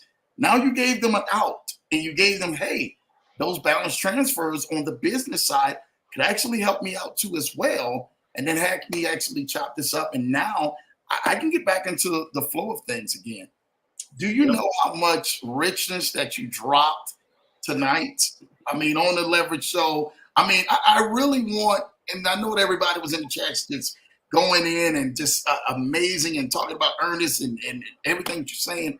But you really helped a lot of different people who may have been new to business or currently in business understand more about their business and credit.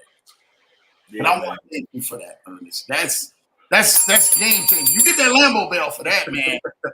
That's next level. You know, we wanna because I want to pivot just a little bit. Yep. Just a little bit.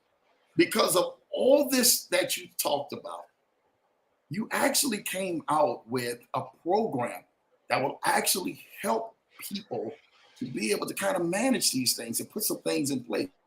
I want us to talk a little bit about that, and especially about some of the business owners who probably are saying, you know what, Lambo, I mean, everything that Ernest is saying, I 100% agree. I really needed to get to that point to understand this and listen to this tonight, to understand why this works or even pull these reports. I've never heard of these reports. I want you to talk about exactly your brand, your business, and what you are actually doing to really help people navigate, man, and helping build business credit out the way. Yeah, and actually, to gain capital too. I heard this possibly got some business owners, if they need some capital, they do it right. You can help assist with that in what? Almost 90 days. Is that true? Oh yeah, yeah, absolutely. So again, the beautiful thing is you see guys, and that's just part of the reason why I took a whole new company from scratch. Like you're probably, and it's not the again, I'm not the person I need to pat on the back or nothing like that, but you'll probably never see anything like what I just showed you ever from anybody, right? Like somebody that's going to start a brand new business from scratch and then build it to millions of dollars. But the only reason I did it is to show people how duplicatable what I do is. So we've already stress tested our processes, our systems across every major industry marketing vertical, which is how I'm able to go into any arena like around the United States and go into government functions. And not doesn't matter what the business owners or ventures or what it is that they're doing, because we know how to optimize and strategize every major data point in your financial ecosystem, right? So to give you guys an example, what we do with what's called our Business Credit Wealth Accelerator. The short version is, as I mentioned, we help to optimize all those data points, right? So backtracking over to like the personal side, like I know Lambo, he's a savage with that stuff, right? He's a beast. And when people come through, even if you've had a lot of support and stuff on that end, but if you're sub like 720 FICO score, we will help with going through your entire profile, the entirety of it, just to make sure by the time we deploy everything on the business side, because once I start talking to you about what we do on the business side, you're going to be like, oh yeah, like I just gotta let me just go ahead and like get things rolling on the business side because it's gonna be stupid simple over there. But again, on my side, I know how to make your profile look super duper attractive in a very short period of time. Like without a doubt, those excellent good scores and everything that you just saw, that's super simple because we got systems for it, right? But ultimately, again, on the consumer side, we want to make sure we go through the entirety of your profile. Now, one of the things I didn't share with you guys on the consumer side is how we're able to get people's profiles to go up really fast. Because I know Lambo, he's a beast at that. But part of the reason is because we developed a catalog of financial institutions that are FDIC insured. So these aren't no pie in the sky, fugazi companies, fugazi financial institutions, not no fintech company. I'm talking about real deal FDIC insured financial institution. Okay. That if someone is again sub 720 and let's just say you don't have enough active accounts or your credit mix isn't really attractive, hence why you're sub 720, we know these federally backed banks that will not only guarantee your approval, they'll report to all three of your personal credit reports. They don't ding your report, hence guarantee approval. And then you can layer your profile with credit mix, which controls 10% of your profile, also lowers your risk assessment when your file goes into underwriting, all symbiotically at one time. Now, again, maybe your personal credit is already super duper good, but we help all of our clients do that as soon as they come in first week. But most importantly, where the rubber meets the road at is that we will go through and actually build out your business credit profile in its entirety. So, as a matter of fact, I wasn't. As a matter of fact, I won't log into that, but I'll walk you guys through it. If we ever have a call, I'll actually log you guys into my account. So, because normally I do that in a very private setting, and I just didn't want all my account information like public on YouTube, right? But here's the beautiful thing. First of all, we have a relationship with a financial institution that will allow us to print our own Visa and MasterCards on demand. So let me say it again. We can print our own Visa and MasterCards on demand. This is what's known as a corporate account. So if you ever gone to a financial institution, and again, you can do this right now in any major financial institution in like literally in the world, is you're going to notice typically there's three sections. You're going to have personal, small business, and commercial or corporate, right? So the corporate and commercial division, as you can imagine, are completely separate from the other two, but also you have to hit certain criteria to even for them to even entertain a conversation with you, right? Because they're not reserved for like new business owners. They're reserved for people that's generating a lot of revenue. So in order to get access to a corporate account, you have to be doing at least $4 to $5 million per year. And I've never seen a bank that has taken a company or even entertained a conversation with a company that's doing less than $2 million. And that's just the reality how that division works. And this is why I said, if you want to have this conversation, I'll log in and show you all this personally in a private session. But with a corporate account, what I ended up doing, because I already had these accounts to run my portfolio, because again, the reason why corporate accounts exist is what happens is your business gets allocated X amount of funds inside of the bank, and then the bank allows you to use those funds however you see fit. So as you start to build a brand that actually has a lot of people working, you don't want to have to, again, issue out all these authorized user cards. Becky's taking care of the flights. Susan's taking care of hotel, such and such. Jose is taking care of, meals, whatever the case is. And you have to go back and forth with exchanging all these cards all over the place. So a corporate account will allow you to assign cards, make sure those cards only work in certain categories, so forth and so on. So with me having access to this already for my own portfolio, what I did was I went to my bank and I said, hey, listen, I want to be able to build out all of our clients' business credit profiles. And in order to effectively do that, I need to be able to keep their data congruent during the process, right? So one of the things that ends up happening, unfortunately, when entrepreneurs don't know any better, is that you start to build out your profiles, but Experian Business has certain data on it. Your Secretary of State has certain data on it. And that can be as simple as like you meant to put street and it ended up stating drive. You selected the wrong thing. And then now the Business Credit Bureau has the wrong data. You submit an application for the Wells Fargo Business Signified card, and the application gets auto declined, even though you have great personal and business credit. And it's because when they go to pull your records, it's a mismatch of data. So with my bank, they allow me to assign you a corporate card, like literally print you your own Visa that we assign to your company. And then we use that to expense out all the trade lines that you need in order to develop your profiles. So this now guarantees that we can go in and optimize all your main business bureaus. So again, Experian Business, Equifax Business, Dun & Bradstreet, and your federal government score all at one time. And we cover all the expenses for it.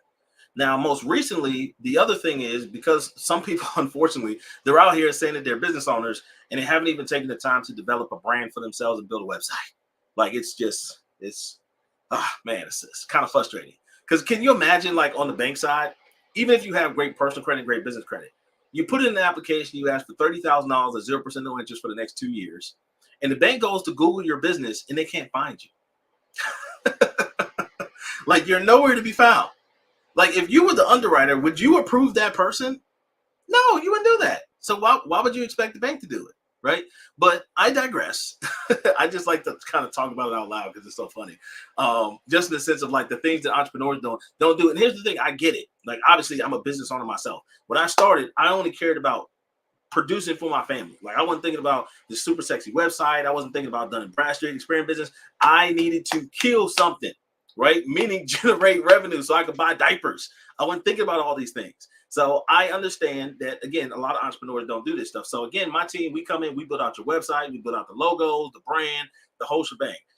More importantly, though, is once we build that out, we actually get it indexed inside the 411 database and also inside of Google Search Console and Bing Webmaster Tools. There's some coding that needs to happen to do that. My team does it for you. So we build out the website. We get your business email set up if you don't already have one set up. If you don't have a business phone number, we actually buy your phone number for you, pay for it for you for the first few months to make sure everything in your business ecosystem, you look like a real business. You look like a credible company that outside of a score, getting great scores is super simple. We know how to do that like clockwork. The challenge is making sure that your business looks credible. So we help with putting those credibility factors in place to make your business look super attractive, right?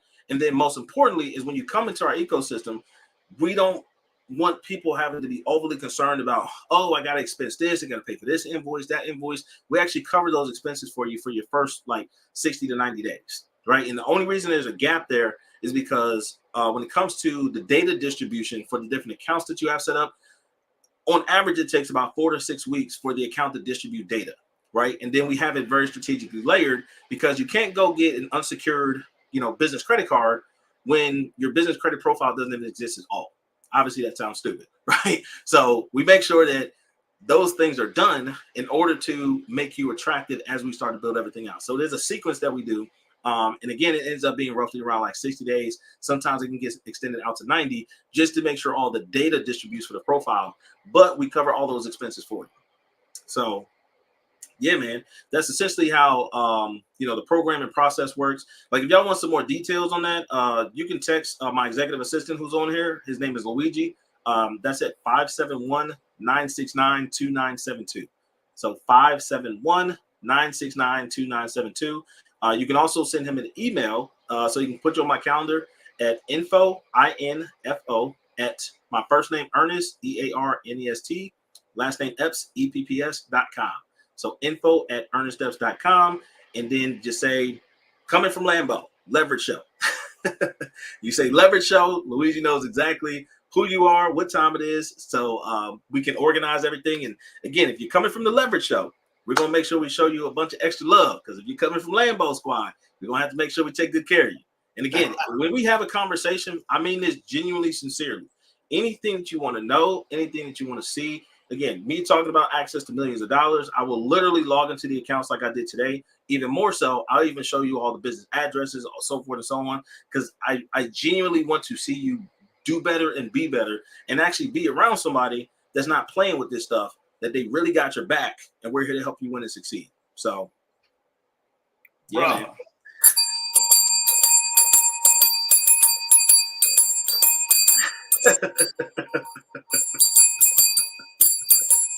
Hey. Well, you gonna make me start second lining right here. That New Orleans come out the boy.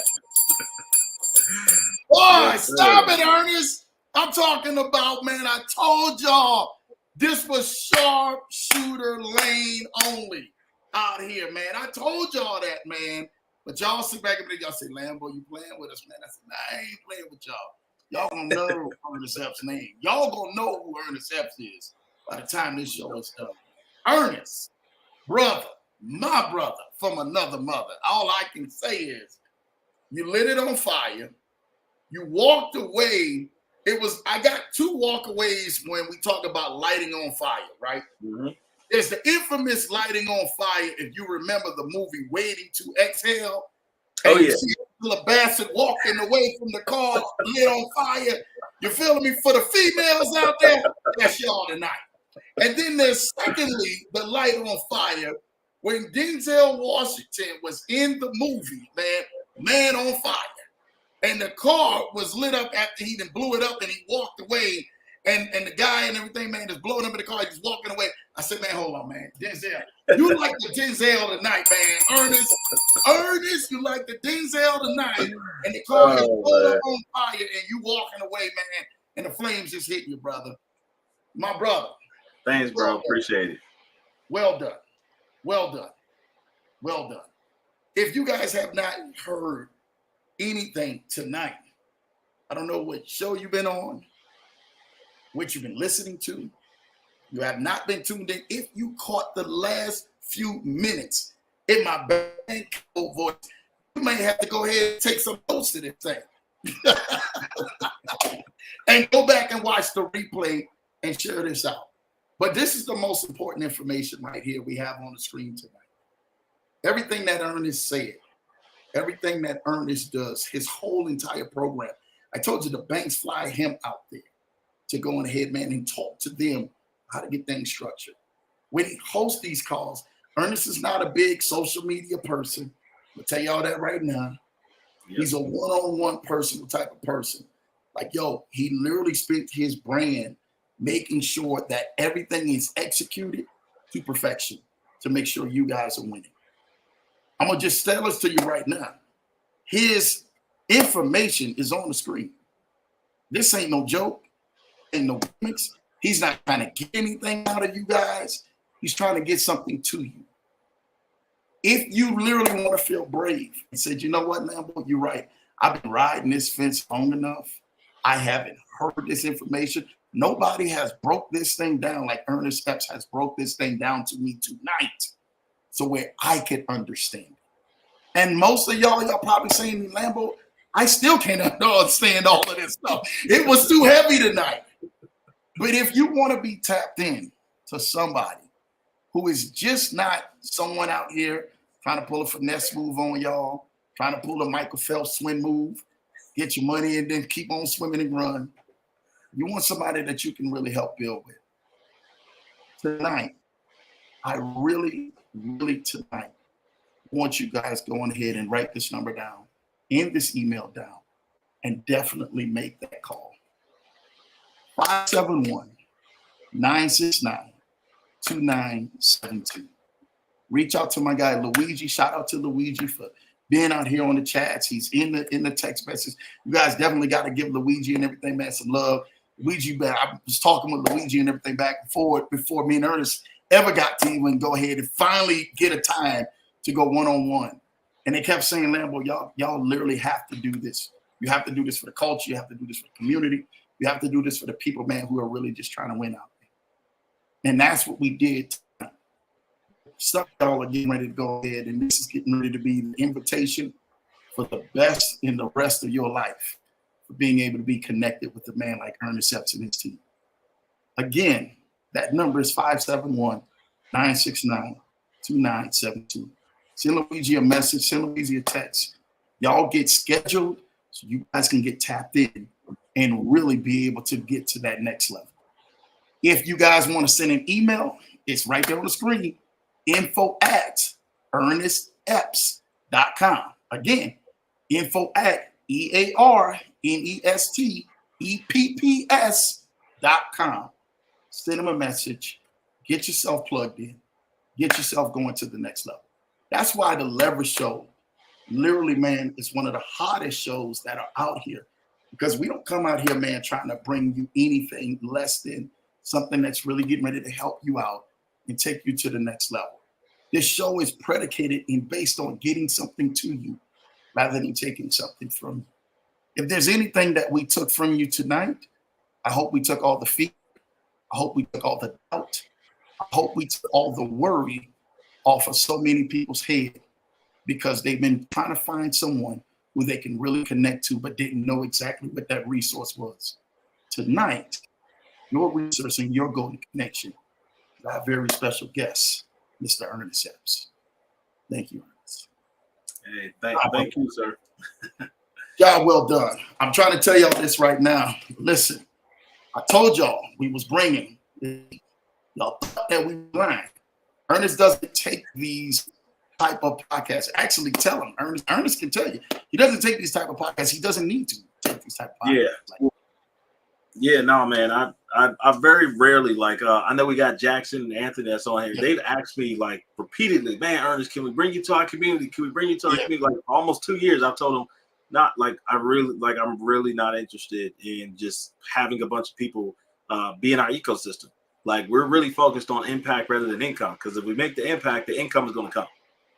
Like, factually speaking. Because even being in the e-commerce retail industry, like if you Google me, like that's not no pie in the sky. Like I literally have spoken in every major continent around the world, in Bali, Indonesia, to the Philippines, to Thailand, Bangkok, Phuket, Chiang Mai, London, Barcelona, Paris, Rome, Italy. like literally, like I've spoken in every major continent around the world in that arena. So I'm not new to making an impact, but the thing is that the same thing that I did in that industry in arena was the same thing I just brought into the finance space. I decided to just go all in this arena specifically and re-engineer my support in the field of finance, because I just see how many of you guys, which you most likely have seen today, aren't exposed to the real things in the finance world. Like the actual factual stuff, not the fancy glamour and the cool thing that might have sounded sweet. And hey, Lambo Drew, he likes Lambos. Ernest, I like Lambos, right? So that's what we like. Yeah. But we didn't get the vehicle so we could floss on y'all, right? Yeah. Like we got them because that's what we like, right? Mm-hmm. So those aren't for us, those aren't finesse vehicles. That's just what we like. You won't see the G-Wagon I showed y'all. You're not going to see. Go to my social media. See if there's a G-Wagon post. Mm-hmm. See if there's a post with my $30,000 AP. See if there's a post with any of my watches. Now, I do got like 2 posts with the estate that I purchased in Virginia, but there's not a ton, okay? Mm-hmm. I didn't get the stuff that I got to go floss. And even the cooler stuff that I have ain't even on there. Like the things I do, like philanthropy-wise, none of that. 0 is on there, right? So I do things with the ability of focusing on serving people and serving the community and serving the world, because that's how I got on all the stages I got into globally. That's why the governor who was organizing a small incubator program, Kevin Anderson, in the city of Fort Myers, when it was orchestrating to put that together, how did Ernest get called for that opportunity? Because someone sat and heard me like y'all, like literally someone from a free presentation heard me months ago, I think almost a year ago. And she was a part of the board member meeting. It was actually the president of NARAB in the Southwest Charter in Florida. The president of an organization heard me and was in another government function and said, hey, y'all want to put this together? I know the guy y'all need to talk to. And they're like, who is Ernest? Like, we've never heard of this guy. Like, are you sure he's legit? And it's like, look, I put everything on it. This guy's legit. And then they hit me up and they saw what time it was. It was like, oh, yeah, he's pretty legit. Right? Urban Chamber of Commerce in Las Vegas, Nevada, same exact thing. I was literally told that they were having a board member meeting, and someone that's a part of the board for the Chamber of Commerce said that they knew me. To this day, I have no idea who it is, because I don't really ask, like, because when you focus on serving and taking care of people, you don't have to, like, I sleep at night like a baby. Like a baby, because I know that when people come into my ecosystem, our number one focus is serving on people, loving on people, and most importantly, helping people get the results, as long as they're teachable, coachable, and accountable. Facts. That's it, right? So when you do things in that manner, and this is all y'all for every, I don't care what industry you're in, these are like just success principles that I believe everybody should embody. But this is how you get the areas of opportunity, like, that open up, right? Like, as the good book says, like, you know, the window of heaven will open up blessings, they'll just be overflowing. Like, genuinely speaking, like, this is like what it looks like. Like, this conversation tonight, like, Lambo out here just serving the world, serving the world, serving the world. And then people are just like, hey, Lambo, like, you need to connect with this guy, Ernest. Like, I think y'all got the same energy. Y'all focused on really serving people. Let me get you tapped in. And then Lambo, he followed through the protocol. Like, hey, it was time to, you know, do what needed to happen. Let's get connected with Luigi. Followed up with Luigi. Luigi said this dude legit. Let's get on the call. He showed up on the call. He was on time. Like, I don't play y'all when there's time to, like, schedule wise. Like, that genuinely is like, hey, that is my test of character, factually speaking. So when you pass the character test, because again, think about it this way, y'all. Like, on my side, how can I? Because again, factually speaking, I already know what we're going to be able to help you guys to do. So how can I, in good conscience, know that once we help this person make their profiles and stuff attractive, like their entire financial ecosystem look really good, that I could comfortably know that you can go to the bank, get $50,000 at 0% no interest for the next 2 years, and not do something silly? Facts. Like, so if you can't show up to a call on time, like, if you can't be accountable, like I'm not, this is no cap, and please don't try to test us on this, but we issue people lifetime bans, like lifetime. Like, as soon as I snip, like, as soon as the team tells me something's off, unfortunately, we have a segment where we say, hey, we're just going to give you your money back, or just close your file, and you can never do business with this in any way, shape, or form in any company in our portfolio for the rest of your life. Now it's like, Ernest, why would you, like, wow, it's not that deep, bro. Why would you do that? Listen, there's a quote by Maya Angelou that I like to run my business predicated off of, which is, when someone shows you who they are, believe them. Facts. So if your character is out of pocket, I'm not here to force you to change or to make you change. Like, I'm not running a babysitting program. I'm running because here's the school. When we come in, we're optimizing everything for up to $250,000 and beyond. Like, if your goal, let's put it this way: if your goal is just to get a couple $1,000s, a business credit, like $5,000, I'm not your guy. Like, I'm really not your guy. And I don't say that with no disrespect. If you got small goals, if you got small aspirations, I don't do that.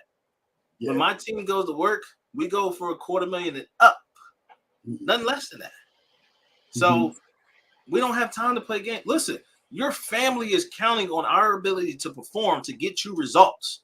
Like, I'm literally thinking that anybody that comes into our ecosystem, when you're in our community, that your family is depending on us performing, giving you great information, executing on your behalf, and getting you the results. I don't have time to play.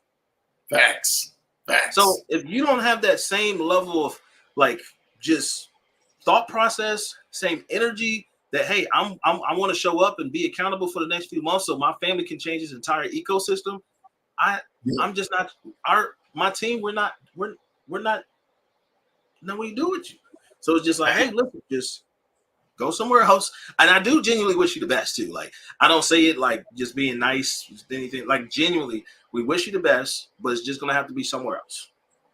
That's facts. And you can catch me on, if I'm at another interview or another corporate function, I'll wave, I'll say hello. But well, we just ban people for life. Just because we don't got time to play, man. Like, we're just here to help people win, put them in a position to have success. And if you can catch us on the free segment of this capacity, like today, we're here. And doing it on a big level like this. We're getting ready to get to the comments in a minute, man. But I really want people to understand this. And So you guys don't know, for the people who's on here, we will be partnering with something big, and me and Ernest will even talk more about that. But it's because our job is to help people, right? Our job, our focus, our main focus is to help people. If that's not your mission in life, if you're in there to help yourself without helping people, like literally, man, I people don't understand the demand for what it takes for a phone call, for a message, a text, or anything, an email, a Zoom, whatever. We're just not in the position where we can just say, "Are we going to drop everything?" I even have, man, my mother, like, man, baby, when can I talk with you? You know, I'm your mama, baby, because the demand is there for the amount of people that we have every day. And it has increased even when you see things like this that are there to help people. So you have to be selective. I counted the blessing when my brother says, Drew, I got a chance just to talk with you every other week because I understand the demand on your life. And I understand the people, man, and trying to have access. I said, when you got access to Lambo, you got access to everything. Same thing for you. Ernest and me and him was talking about this. To be able to have a connection like this is amazing. Now, for some of y'all are probably saying, yo, we're going to be having Ernest on speed dial and everything. No. That's not what he's saying with this program. You have access to his team. Because, see, sometimes in everything, man, you want access to the person. The person and everything has already put in place a team that'll be able to help assist you and take care of you, right? Getting there to be able to see some meetings and say, hey, Ernest, I get your shout out every now and then, man. If I get your attention, that's amazing. That's amazing. But his team that Ernest has put in place is there to help assist you. So don't be tripping when you can't get a text back and a call back from my guy Ernest. It's like, hey, I thought I was supposed to be getting, nah, he's got obligations and responsibilities, but he's there with 100% the intentions to really help you guys. I'm excited for all of those who's getting ready to take a journey and really getting ready to help out, man, and what you're getting ready to help out and doing. As I was telling Ernest, we have two huge influencers. One guy, they call him the modern day Miles Monroe. And if you know that, you know who I'm talking about. You already know what I'm talking about. If you already know what I'm talking about, you know what I'm talking about. You see him already over every place. He's on jets and talking about everything. He was interested in what we were talking about and what we were discussing. And they said, oh, those two are getting together. He says, oh, well, I want to meet with them. I said, oh, really? Really? You don't know where impact will bring you because we have a thing in God and go. Oh, Lambo, real quick. I didn't plan on showing you guys this, but I was working on some stuff earlier. This is one of my business credit card binders. So you guys can see, like, team no games, in other words. Hashtag team no games, man. And see, look, this is wifey's right here, right? So she's starting hers, right? Not as big as mine, but hers is starting. I love the pink. Tell wifey I love. Man, and shout out to Ernest and his amazing wife. When we got a chance to talk, she was in the background, and she said something, man, that was really key. Do you remember what she said, Ernest, that day that me and you talked? Man, I wish I could, bro. Like, you know me, we pedal to the metal. So if you remember, it had to be super good. Yeah. Well, this is what she said. We was talking about. Shout out to our good friend of the show, Mike Shapiro, man. The gentleman, the billionaire, came and blessed the show. And it was a blessing. She's like, yeah, I know Mike Shapiro. She jumped out. I said, whoa. You know, and we were sitting in there talking about it and stuff. But we were talking about just people, man, coming to the show who make major impact and stuff like that. And I said, Ernest, you dude, brother, you're getting ready to kill it, man. Especially what you're getting ready to offer. Mike Shapiro had something to offer to help change businesses from bankruptcy to billions. You have something to offer to help change lifestyles where people have been actually hoping and praying and believing and wishing something was going to happen, from literally nothing to access to hundreds of thousands to millions. That's literally generational wealth changing. And that's something when we call impact. We said, hey, man, you're changing a person's generation. I had one of my good friends, man, shout out to Al Chain. He says, Lambo, he told me this years ago. He says, Andrew, for you to sit back up in here and say that you only want to make $100,000 a year, you're selfish. And man, it hit me like a train. I said, what do you mean I'm selfish? He said, because Andrew, you have the ability to go help people make millions. You really want to settle that 100,000 for you? It hit me like a ton of bricks. And I was working, making six figures at my job, driving buses and everything. And I literally said, bro, you going to do this to me like this? He said, yes. That is what we devoted, literally after retirement for the last 4 years, to really continuously allow people to go on ahead and get connected with resources that will allow them further their dreams and further their vision so that they can go ahead and change the way that course of their destiny has been going for them. Ernest, you are one of them trailblazers who is out here doing just that. Doing just that. And thank you for that, man. Yeah, bro. Appreciate it, man. That's really the ultimate goal, man. Is as a service provider in the marketplace, is just to really make a massive impact. And I really genuinely believe that what we're doing can change the entire trajectory of the economy. Like, actually speaking, because small business owners are the ones that, like, again, factually speaking, you can go research the data. Small business owners employ way more people than the federal government. I want to say it's like 70-80% of all jobs are by private small businesses in the United States. Like, factually speaking, it's not even like something that's just made up. So the number one data point that causes businesses to fail is access to capital. Facts. That's it. So if we can help more people get access to the right type of capital, again, 0% no interest products for, up to 2 years, and showing people how to extend that to even 5 years. Like, I gave y'all a small sequence on that. If y'all quit, like Lambo did, he kind of tried to tell y'all like what I gave y'all, but like, you can extend that even up to like 5 years. Like, there's some banks, for example, and we'll transition here, but like U.S. Bank, the reason why I like U.S. Bank is at the end of their term, they'll actually ask you if you want an extension, as long as you just made all your payments on time. So you get the end of your 20 months at 0%. They say, hey, Lambo, you've been doing great, man. Would you like an extension on this $30,000 for another 2 years? Yo, I'm going to tell them, run the bag. Stop playing, run the bag. What's wrong with Conrad? Shout out to D Nutty in the building, man. I got to make this connection between you. It's my guy, Don, the credit god, man. He told me, man, he said, Lambo, I'm not missing Tuesday night. I'm really not missing Tuesday night. Like, it's on an official. I said, really? He said, I said, you and Ernest, man? He said, Lambo, I need that. I said, what? I need that. So I mean, that's a 1-2 punch right there, man. That already sounds like something that could absolutely explode. Oh, man, I know it's going to go crazy, man. This Telegram community is insane too, bro. So I already go down that. Don't even worry about it. You already know, man, Don. I got you, bro, man.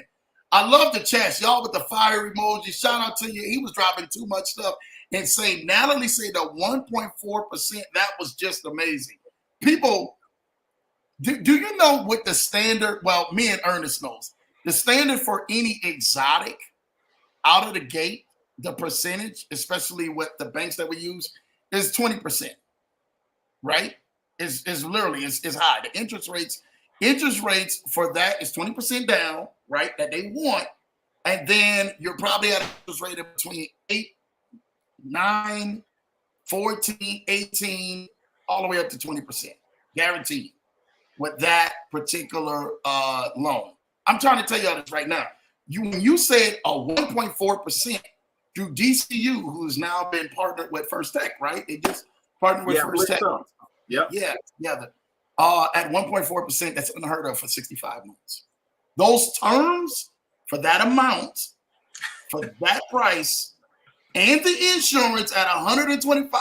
Listen, I'm trying to tell y'all this right now. That's not common.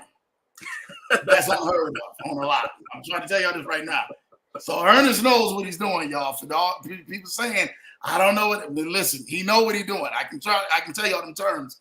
It ain't them type of terms for insurance, and definitely neither for that type of car payment. Fro, good to see you. Nutty's in the building, man. Showing love, Mighty E, man. Jeannie Sloppy says the Internal Revenue Code, Section 179, deduction allows you to expense up to $25,000 on vehicles 1 year. That is between 6,000 pounds and 14,000 pounds or more in that year, and the place that they are in service. That is correct. Shout out to the Jeannie Sloppies. Yes, indeed. Yeah, dropping the game, man. Jamal Titus in the building, man. One of my mentees, love it, man. In the building, doing what he's doing with the fire emoji. Thank you, brother. Big time business credit funding, educational sauce. Yes, it is. Down 3M is in the building. PC said she couldn't wait to go ahead and get with you, man. And I swore I heard her say that they were having problems with the email. Was that correct? At EarnestEpps.com, right? Yeah, I would just double check. Just the spelling, or maybe like, because Ernest, sometimes people forget the A, but it's EAR. So yeah, like Kennard is EARNEST. Yeah. Okay. Yeah. Grateful for Ernest to be here, man. We all grateful. Yeah, just shoot Luigi a text. Like Luigi, shoot him a text. Yeah, he's available. He'll definitely make sure you guys get on our calendar. And here's the thing on my side. I ain't gonna twist your arm. If you just want to show up, get a little bit of sauce, and then get on your way, that's totally cool. Like quite honestly, like I don't take a lot of conversations for Lambo at the time of this particular segment. Now in the future, if you're watching this on the replay, you're not talking to me, I ain't gonna apologize. All right. But at this time, as this goes out, I will be talking to 100% of all you guys personally. Okay. Only thing I ask for is just don't waste our time. Show up, be cordial. Now here's the scoop. If you're a few minutes late, just let us know. Like I ain't gonna trip again. There's stuff that happens because like even earlier today, I had one lady. She was like, "Yeah, everything's all good. I don't have any questions." And this was 10 minutes before we were supposed to end. And then all of a sudden, she got 30 minutes of questions. I'm like, "Man, I gotta go. So listen, I get it, but the main thing is communication. Communication is our love language at our company. Yes, yeah. Because when you're communicating and everybody's on the same sheet of music, that's how we can all win. Okay. So, yeah, I'll be chatting with anyone that wants to shoot us a text and jump on a call and just chop it up. Shout out to you, Mighty E. Shout out to you, Ken. PC say, can we get his information? Yeah, put it in the chat. Put it down here. Shout out to you, D Nutty, man. Coach, I already know, man. This is Demetrius. He's reaching out to you, man. So you ain't got to even say no more. Again, that was on the 519692972. It's info at ErnestEpps.com. And I spelled it correctly. I'm pretty sure you looked at it about 3-4 times. So, it's one to check my own email, make sure it's working. Yeah. I'm like, it's been working all day. What did happen? Yeah, I know. He's sitting there looking at it like, hold on. I know that's right. Like, you know me, I'm like, I've sent to that email quite a few times. I know we good, man. But please send a message to Luigi, even instead and stuff like that. And Luigi can go ahead and connect. Okay, Patricia, I actually see your email right now. So I think that's PC on the little segment there. So your email did come through. Yep, that's up. That's P. Yeah, I just sent a test message because I'm like, man, when they like I ain't wearing no tech glitch that happened today. Yeah. Yeah, it's working. It's long, man. Lambo, you and Ernest just shut the freaking door on all the scammers in the industry. Dang. Oh yeah. Come on, man. We ain't got time for that.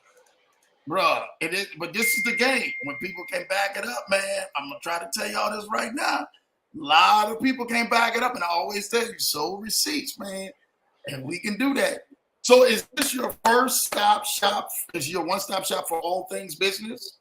Is what Ken So, I mean, primarily we just like to focus on optimizing your financial data points across your entire portfolio, right? Both on the business side of things, personal side of things, and then assist with the funding aspect of it, right? Because again, that's the number one thing that most people need access to is just working capital. But strategically, let me be very clear.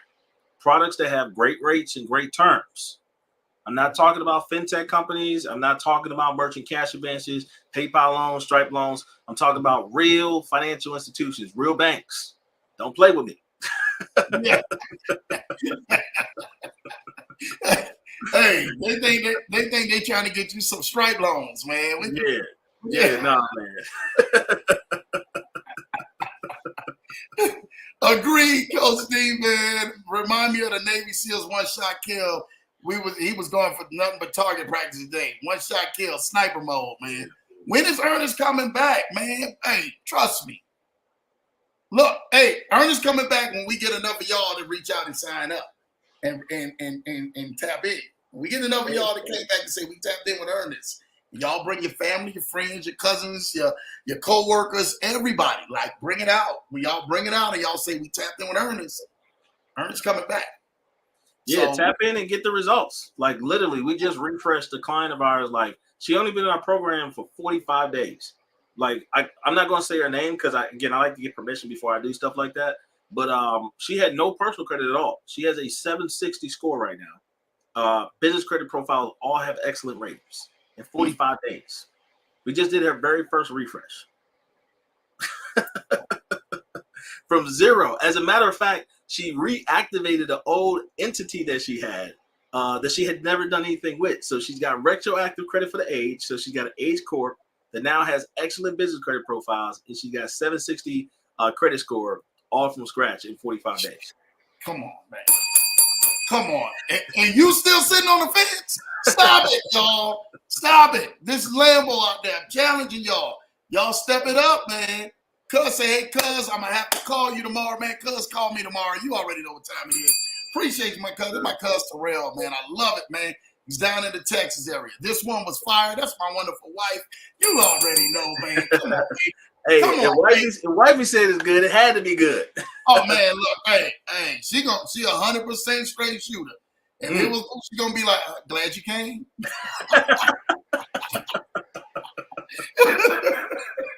Hey, right now, like, honey, please end that meeting. Honey, please end that, because you already know that was not it. That one didn't go ahead and hit on nothing, man.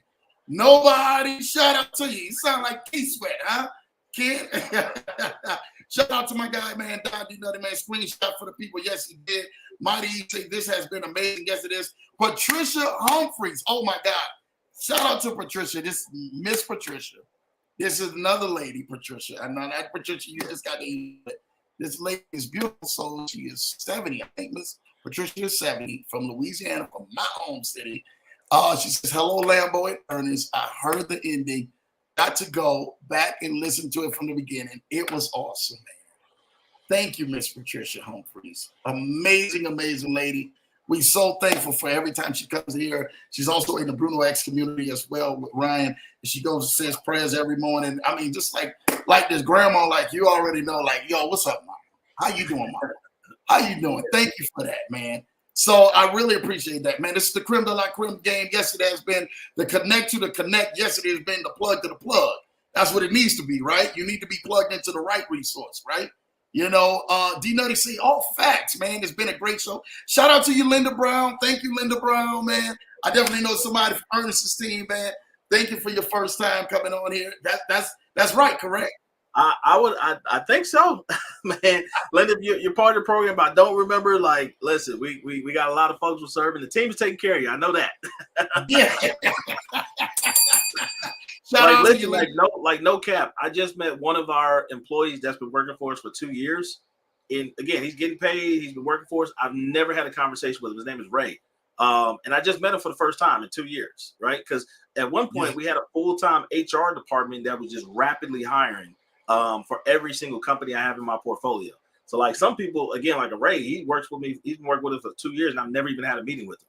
And so that's the beautiful thing when you guys start to build real companies. So again, at some point, y'all got to step out of solopreneur. Like, why does Luigi handle my entire calendar? And if Luigi wasn't handling it, like at one point we had a lady Mel that was helping to, as his backup. We got Adrian that's the backup to the backup. Like eventually you got to get out of minimum wage activities, right? So like the things that are super important in the business, but the returns on your time is not as high, right? And I talk about this stuff publicly with my team. They don't get any offense to it because they know what time it is, right? And I take really good care of them. Trust and believe. We got some great benefits. Yeah. So, but that's the thing about it, right? Being able to the service, everybody thinks, and they just see us on broadcast or whatever. They're like, oh man, we know we got. I say, you don't know how busy it is to get to this seat. Just to share, but to see that and to employ people like that. It's amazing. That's one of the best experiences. We actually had a team meeting today, and I'm sitting there going through stuff, man, with people, and they're like, well, man, Lambo, hey, y'all got to bring it to me. Y'all have to bring it to Lambo. This is how we actually are able to do things. Bring it to Lambo so I understand what's going on at this point, because Lambo may not understand what's going on. You know, that's the best thing about teams, you know? Yep. And then even getting the people on your team that can bring you the solution and not even have to bring you like the question of like, what do I do? That's what we have in place. Is like every major brand that I have, we have one key personnel that's in place that handles all the fires that happen in the business. Because trust and believe is going to be something that comes up. And my number one principle, especially for leadership, is like, do not bring me a problem. Bring me a solution. And if you consistently bring me problems without solutions, you're not going to work for me long. I just want to throw the bell out the window. Man. Oh, my God. Do you know I say that all the time, even people on the show? You're not a problem looking for an answer. You're an answer looking for a problem. I say that all the time. Everybody knows. I say, so you have to be an answer. You have to be able to solve problems. And that's a major thing if you're really going to be connected with somebody. Because everybody know if you around me, I'm like this. I'm like this. And I don't have time when the person's like, oh, here we go. We're waiting on you to go do this. Look, I'll let you finish all of that over there. Stay all the way over there. But I move like this. I want answers right now. I want you to be able to solve a problem right now. Right? And if I can't get that, I'm just like, here we go. So that's another thing. People say, man, Lambo, I haven't talked with you for a minute, right? Like, what's going on? We literally, man, we ramped up a situation, right, of amazing clients. Boom, boom, boom, boom, boom, boom, boom, right? And they got onboarded, right, so fast. And then all of a sudden, the influx of the new ones was 3,000 in 24 hours. And then it became like another 7,000 in like another like 48 hours. Then it became, you ain't heard nothing of that. From last week to this week, it became just about another 13,000.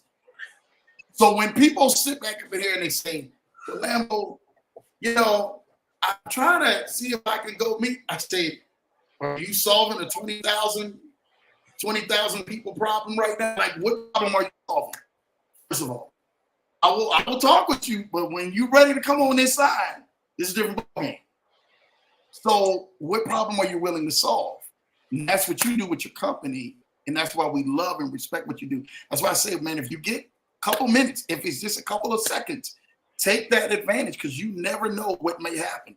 Stuff moves in transitions like this. That problem was not there. That problem was not there weeks ago. That problem is there just a few weeks later. But that's an answer that I said, hey, we already solved it. And then it's getting ready to be a bigger issue because of what's getting ready to happen. So you go from, I remember when I couldn't get the phone ring for one person. True story. You know this? Oh, yeah, absolutely. We couldn't get one person. I'm not knocking with them. Now you buy the masses and you're saying, okay, what do you do? We found out today there's another gentleman who is using our services. We never even knew this, right? Big guy out there. If I call his name, people are like, oh man, I know him and everything, man. Using our services. He charges double to quadruple the price for the same services that we provide. I was shocked. I sent the message out to the team. I said, so this guy is charging 10 to 20,000 for this same price we saw that this 5,000. He's charging 10 and he's getting business like that. And he's helping solve problems off of what they do. So there's so many people who contract this like, man, Lambo, we don't know. I say, you don't know the ins and outs before you go ahead and you open your mouth first. I say, so remember that because that's what we have. There's more people when they have that issue to solve and they see you in demand, they're going to reach out to you. And that's what you guys reach out to because I know that there's a lot of people with that issue. You understand that's trying to go ahead and get out there. So Big Earn, bro, you get ready to do some stuff. Luigi showing love, man. Thank you for that, Luigi, man, with the wonderful emoji, man. Impact on income, yes, it is, man. Y'all make sure I reach out to Ernest because he's really killing the game. Passing the character test is key, yes. Have any issue with the email going through? We already went through that. You already know. Yeah, Patricia, we actually got your email. I think Luigi's emailing you back right now. Awesome. Awesome. And Demetrius, yep, just saw your email come through. So yeah, yeah, Luigi's responded right back to you guys right now. So yeah, shoot us a text, email, all that good stuff. We're here. Yeah, shout out to you that. Luigi say, hey, Coach D, you may email or text the details shown above. That's Ernest's company, email, and phone number. Yes. Yes, Coach D. Shout out and everything, man, to that. That was above that. Everything there. Luigi, I got it. I will be connecting with you shortly. Amazing. Amazing. We actually, you guys, like everything you're seeing right here, I know AI is like huge, is major. Everybody's talking about AI. We have real humans that do our stuff, like real people. So, like these aren't autoresponders like Luigi. Luigi's not a bot, y'all. Yeah. And they don't understand it. Like he gets back to y'all. So, Millionaire Talk Only, man. Shout out to you. Appreciate so much amazing info, man. Y'all gonna get out there with it, man. You ain't gotta worry about team no games. Talk heavy. There you go. Hey there, Kennard, man. Show love. Julie said, thank you both for such awesome, amazing truth. I'm gonna be connecting you with them. I told you this was that amazing. Julie, I think I saw you on Mike Shapiro's show, right? She was. Oh yeah, she was. Yeah. Yep. You and your hubby. I saw both of y'all on there. Yeah, y'all had some great questions on that. Yep. It was. I even researched y'all brand and everything. So actually, I do. I know you guys. Yep. So do I need? I'm gonna make the connection. I got y'all because y'all. I know how you roll. I know how you get down. Yep. I got you, brother. We here. You ain't gotta worry about that. D90 showing love. With that, I see you, Kennard and Patricia, man. Jack say awesome call.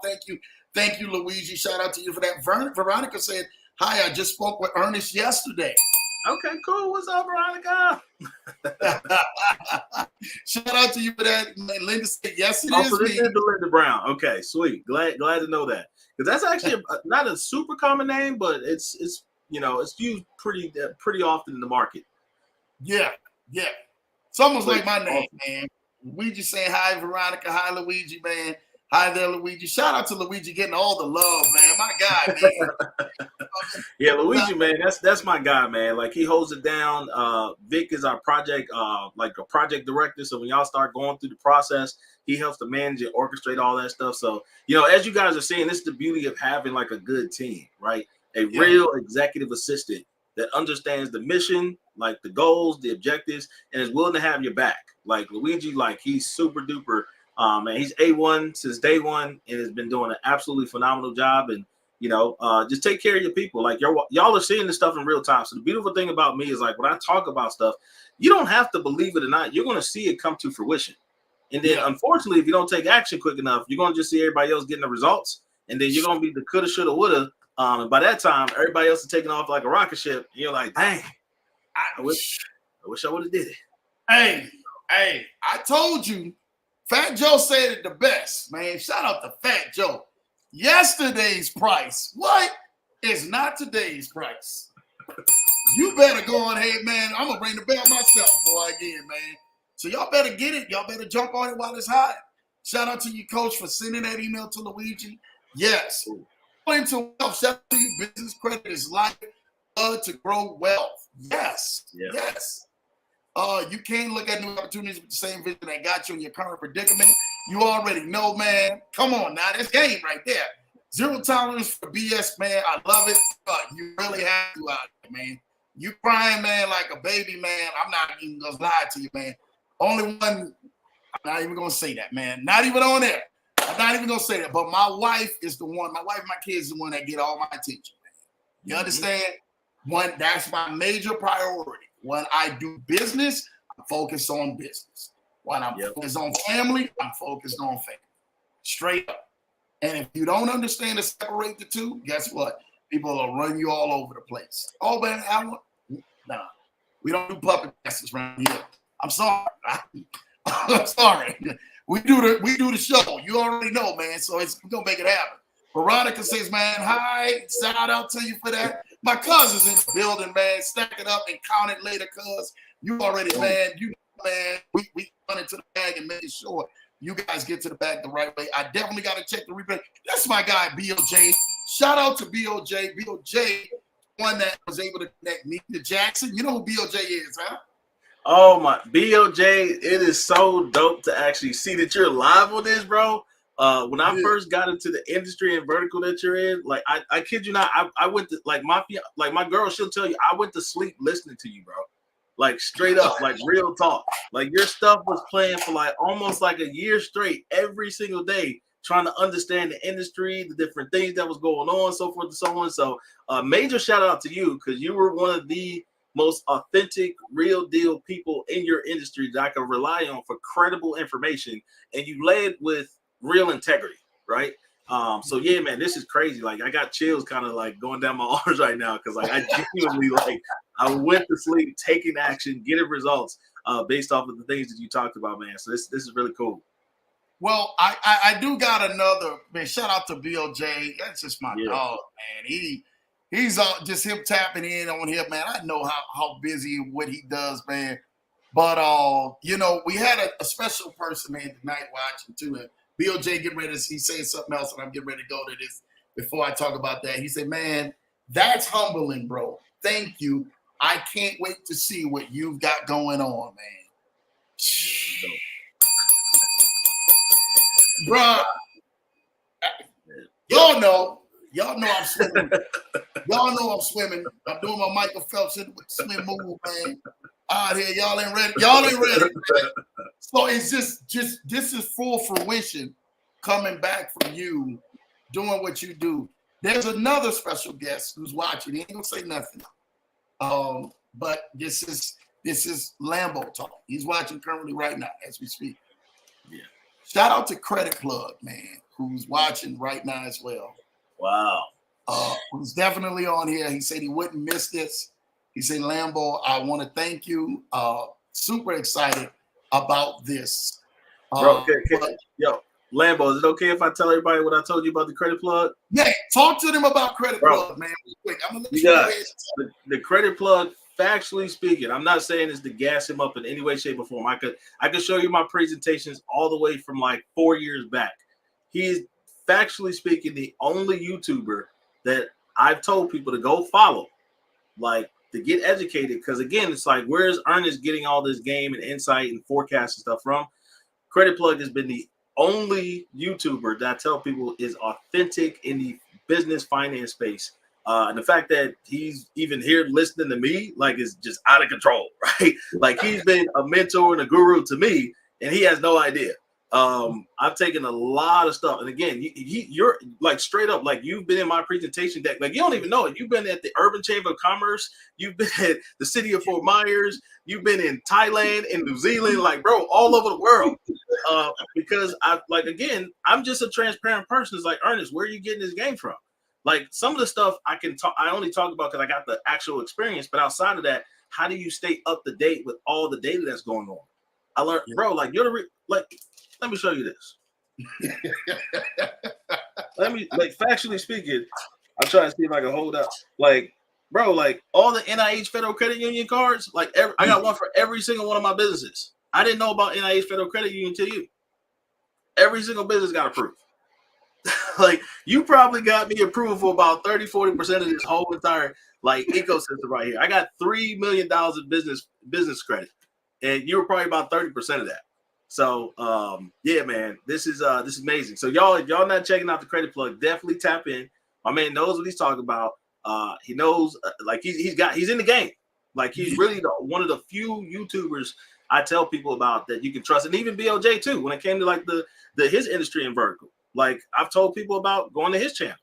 So I mean, it's like the gurus that I've been learning from that y'all didn't even know have been a part of my ecosystem. It is like a major, just like crazy, like blessing to even just know that you guys are here today. So wow, this is like I'm on like cloud nine right now, just even knowing that they're here. Ernest, all of you need to know, man, and I'm telling you, when you put the work in, you blocked out everything. When you put the work in, you get rewarded for the work. Yeah. You get rewarded for the work, and you've done that. You stayed the course. Is to help people. is to really genuinely help people get to the next level. So when you see BOJ put this on here and says, man, that's humbly, bro. Thank you. I can't wait to see what you got going on. Like when you see that, he means that from the heart. He means that from the heart. And when you see that, when you see other great people and great leaders, and you hear plug like Lambo, he's on fire. You understand? He's on fire. When you see that, you're like, bro. But that connection, you already know, has been because of what you have actually done and putting in that work. See, we never really gone ahead and really give real flowers to people. But for you to give real flowers to people that you got a chance to, I remember when I was able to give flowers to BOJ the first time I ever met BOJ. And I flew out there to him. And we was talking before. And he said, Lambo, bro, you going to surpass me? I said, bro, stop all that, bro. I mean, brother, you killing the game out here, right? True story. Yeah. BOJ can stop me if I'm lying. And I sit back up in here and I went and met him. And I flew out there, man, to go meet him physically, face to face. And me and my wife, man, she was just like, babe, you really going? I said, we're going to meet him out here in D.C. And, man, he gave me the biggest hug because he was actually singing. He's a singer. I mean, the boy can blow. Him and his child, to him and his wife, Jazz, and baby JoJo, and that whole entire family, even the dad, man, oh, just amazing. And he's like, man, Lambo, I wore my shirt for you. He wore this Colorado shirt on. If you go back and look at a YouTube video, you'll see the thumbnail of me and BOJ on there, and he's got this Colorado sweatshirt on, and we outside in the hallway meeting for the first time. And I sat down there. I took it on the chin. I had to sit there for 7 hours. So my wife, I ain't never sat in church as long, man, since I was a baby. I said, BOJ, boy, you singing. I said, we gonna have to, we waited to meet him and his wife at the end. We had one-on-one. I said, but bro, we could have did this. You know, you gotta let me know for 7 hours. Lambo got like a 1-2 hour minute, a minimum, 1 hour, but a maximum of 2 hours. Man, I'm here for 7. My butt already on fire. I'm sliding down the feet. I'm telling you, like, bro, we gotta do something about this. Like, you gotta come sing me back to life. Oh man, good God. Like, yo, my leg is asleep. I'm out here getting it, but you know, I mean, that's how it was when and I'm just like, so BOJ, like, I really gotta, and I see him in the chat right now. Like, I know it's fine. I'm just like, BOJ, so this is how you gonna level first time like this. And this how we doing? Like, this how you gonna do me? So we stayed the whole time until the service was over. We kicked it, we laughed, we joked. I remember telling him and his wife, I told him, I said, listen. I said, man, y'all want to have kids? And he said, look, because they was married about a year, 2 years. I said, man, y'all want to have kids? He said, no, we don't have kids. And I said, listen, by the time I see y'all again, y'all getting ready to go ahead and y'all gonna have a kid. I said, man, y'all get out there and go do it. You know, I lied to you. And I seen BOJ a few times even after that. He can tell you this. Stop me if I'm lying. Seen me a few times after that. Seen him down in Atlanta. They know y'all met us down in Atlanta as well. Sure enough, man, his wife asked me. He called me last year. Said, Lambo, you don't even know this, but this is what's going on. And they gave birth to their baby boy this year in March of this year, which is my birthday month, man. And I couldn't be so much proud because he literally went on ahead and sent me the video. It was literally in there giving birth. And I was down in Miami with Julie and Jeremiah. And I looked over and I said, BOJ, bro, I'm so proud of him, man. So proud of him and Jazz. But for him to come on here, brother, he really, really, really, man, I'm trying to tell you this right now. It's humble. Some great things from that. Because of that, you got Jackson, you got Anthony Deloach, you got all of these other people, Coach Rashid. And we're down there in, I think, we heard of Answers, a crypto program? You ever heard of that? You never probably heard of that, huh? What program? It was Answers Crypto Program. I don't think I heard of that one. Okay. Glad you didn't hear it. It was the biggest scam out there, man, with Eds and Barty. And call him Ed and Barty. You already know. So we met down there in Atlanta, true story. Second time. He sits back up in there, he tells me, he says, Lambo, man, we out here kicking it together, man. I said, well, look, let's kick it together. We're outside of the venue. and people were opening the doors to the venue. BOJ can stop me if I'm lying. And says there are people looking out the door. That's Lambo and BOJ. And I was like, they know us, you know. So the doors were open. It's like 500 people in there, or 600 people, whatever it was. And the doors are opening, and you see, as soon as the doors open, when somebody comes in, all heads turn this way. And I say, man, what is going on? So the next, people started skipping out there to come take pictures and everything else. And I say, BOJ, you way bigger star than me. He had this BOJ gear on, full fledged, head to toe, jersey, everything. Like, this is like watching Jordan or Kobe out there in the uniform. Full, Ernest, I'm not lying to you. He had the full get up on with the BOJ cross back. I say, oh, snap, this boy here, he's setting it off, man, out here. And I lie not to you. It was a surreal moment, man, out there, sitting out there talking with him, Steve Nyken and all the rest of them, man, out there, Coach Rashid, everybody. But that moment had us the impact that we had and the impact that he made. And every time BOJ went to the left or to the right, you was hearing people, even Jackson, there goes BOJ. There goes BOJ. I said, man, BOJ, what did you do to these people out here, man? But it's the power. Yeah. It's the power of impact, but it's the power of what we do out here to really help people, man. BOJ, man, from the heart, Ernest loves you, man. I know you in the chat, man. You in here saying, Drew, you ain't had to do me like that, Lambo. You know Lambo going to fool out here, boy. You know? Yeah, man. Like, real talk, I don't have a problem. Like, that's the thing about me, man. It's no ego.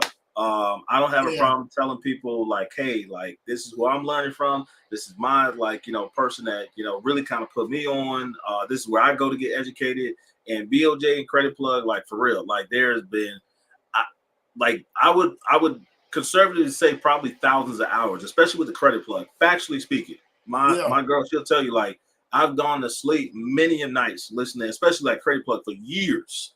And I like, he's a part of my presentation deck to tell people where I go to learn, because it's like, hey, what's after everything I empower you guys with? And like the financial institution is like, look, I can't know it all. Like, and I don't even try to act like I know it all. I just know what I know because I got the receipts, right? Like, so how do I continue to get, because I'm a big believer of, you can always better your best, right? Yeah. So even from a business perspective, like, my best day in business was I generated $500,000 in a day, right? So my goal is, like, how do I get to $1 million in a day? Like, I know people personally that have done that, like, and done it multiple different occasions. So it's just like, I want to always find a way to better my best. And it's just, you just always got to be in the pursuit of always looking to grow and strive to do better than what you did last week, last year. And, just put your back against the wall to just continue to perform. But yeah, man, like, Credit Plug, BOJ, like, you guys have made a massive impact into my life, my family. Like, literally, my entire ecosystem has been in a whole nother level as a result of being connected with you guys, like, virtually, right? Not even knowing you personally. So y'all have mentored me in ways that y'all have no idea about. You, bruh. Hey, he's in here, BOJ on here talking like it was a concert, Lambo. It wasn't regular church. Yeah, bro. They were singing out there. I mean, they could blow. Everybody could blow who was in there, man. There was nobody that sounded bad that needed to be out there. But I was just like, bro, before you bring me to this concert, keep in mind, me and my wife just sat at a 4-hour concert the day before we was in D.C. with Larry and T. Shout out to them. And then we come back to a 7-hour concert the next day. I say, BOJ, I'm gonna get you for that one, bro. But he ain't lying, bro. You know what it was, man. Cause I'm cutting up out here, bro, man. I'm out here, man. He out here I had my back hurting, legs hurt, everything. Shout out to you, Mr. Haney. Leverage Show 2.0. Let's go. Shall we hold the golf outing in Seminole with Mr. Epps? And Lambo is host. Do you golf, Ernest? I have never golfed before, bro. Like, don't feel bad. I don't want to disrespect the sport, but I done a little putt-putt. Look, don't feel bad. Listen, I'm not even gonna lie to you, bro. Ain't no way we out here, me and you, this dog successful. We ain't out here golfing. And I told Ken, I'm getting ready to start golfing. Like I really gotta do the Top Golf. I do the Top Golf with the wife, but I got some real brothers say, no, Lambo, you're doing too much business out here not to be golfing. You need to be golfing. And I always wanted to golf. I really did. I can shoot the heck out of some pool, boy. Yeah, you put some pool out there, it's over with, man. But golfing, that's a different ball game.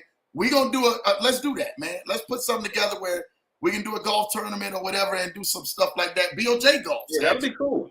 Yeah, that'd be dope. That sounds good. He said I was out there like Jameis Winston. If we gonna do it, then we gonna do it then. The jersey was amazing. Man. You guys got me. Woo! You guys got me crying over here, man. I didn't expect to be in tears with the podcast. Bro, hey man, you on the Larry show. They know we gonna get the business. We gonna have fun on here. We loose on here, so you be all right, man. You know you be cutting up and we learn from this. The credit plug. Shout out to Big Ernest, man, dude. I mean, that's a testament, you know, giving back to what you have done out here. You know, it's a testament. Shout out to Plug, man. Plug just watching it.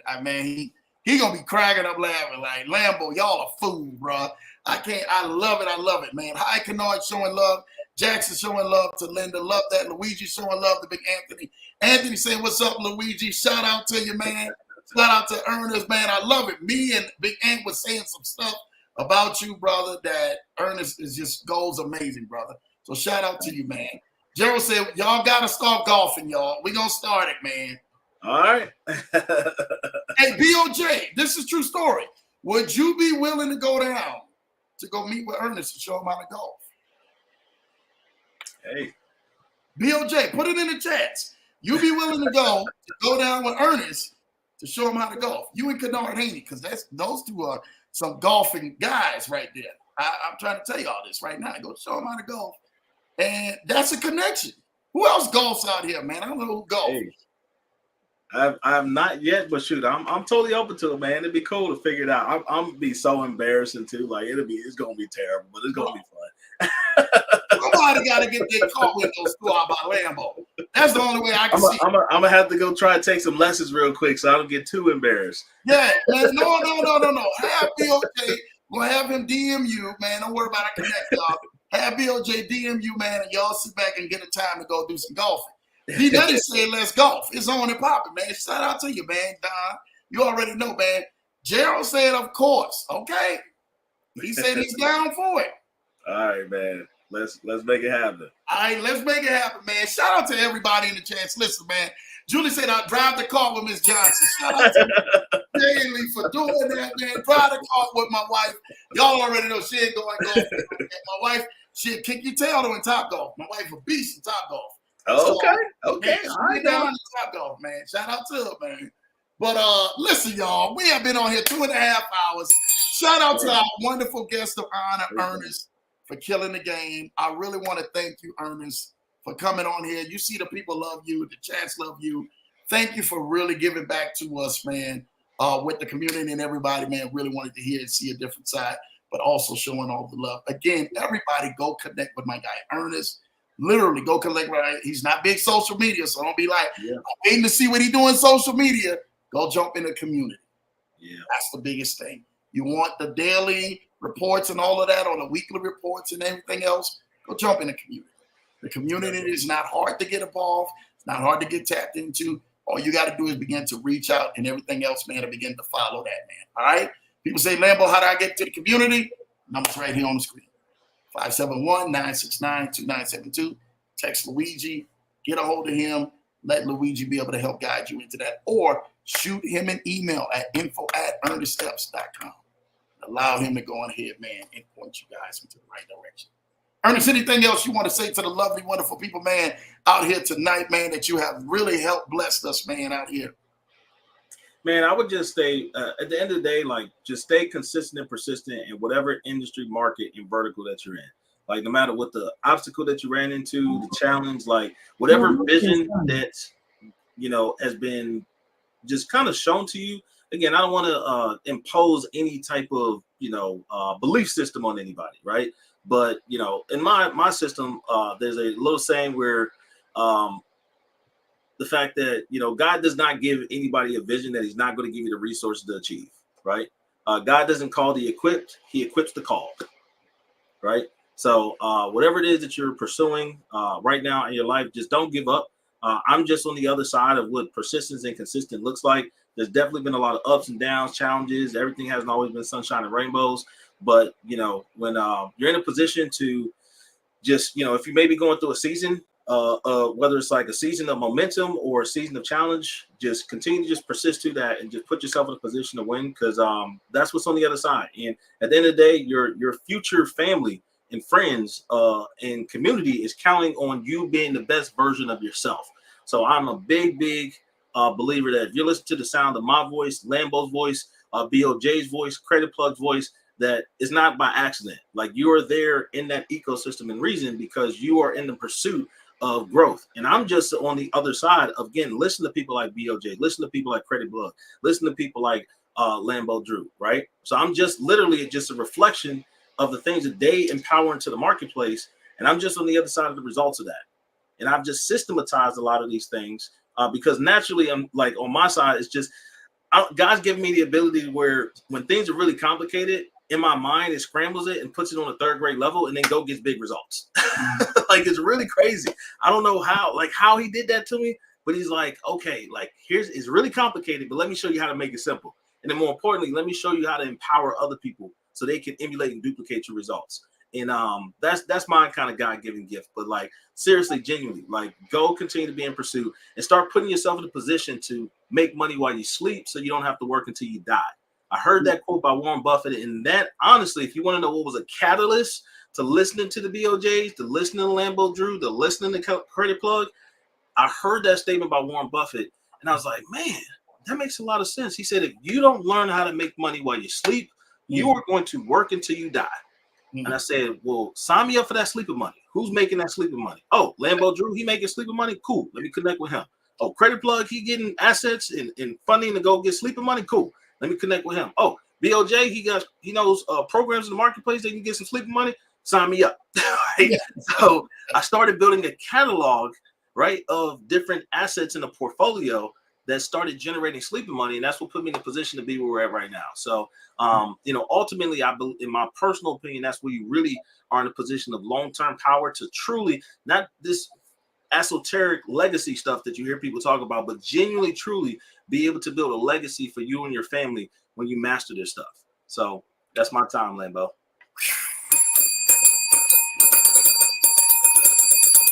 You get that Lambo bell, baby. Only way to go ahead, man, and keep it out here hot, man.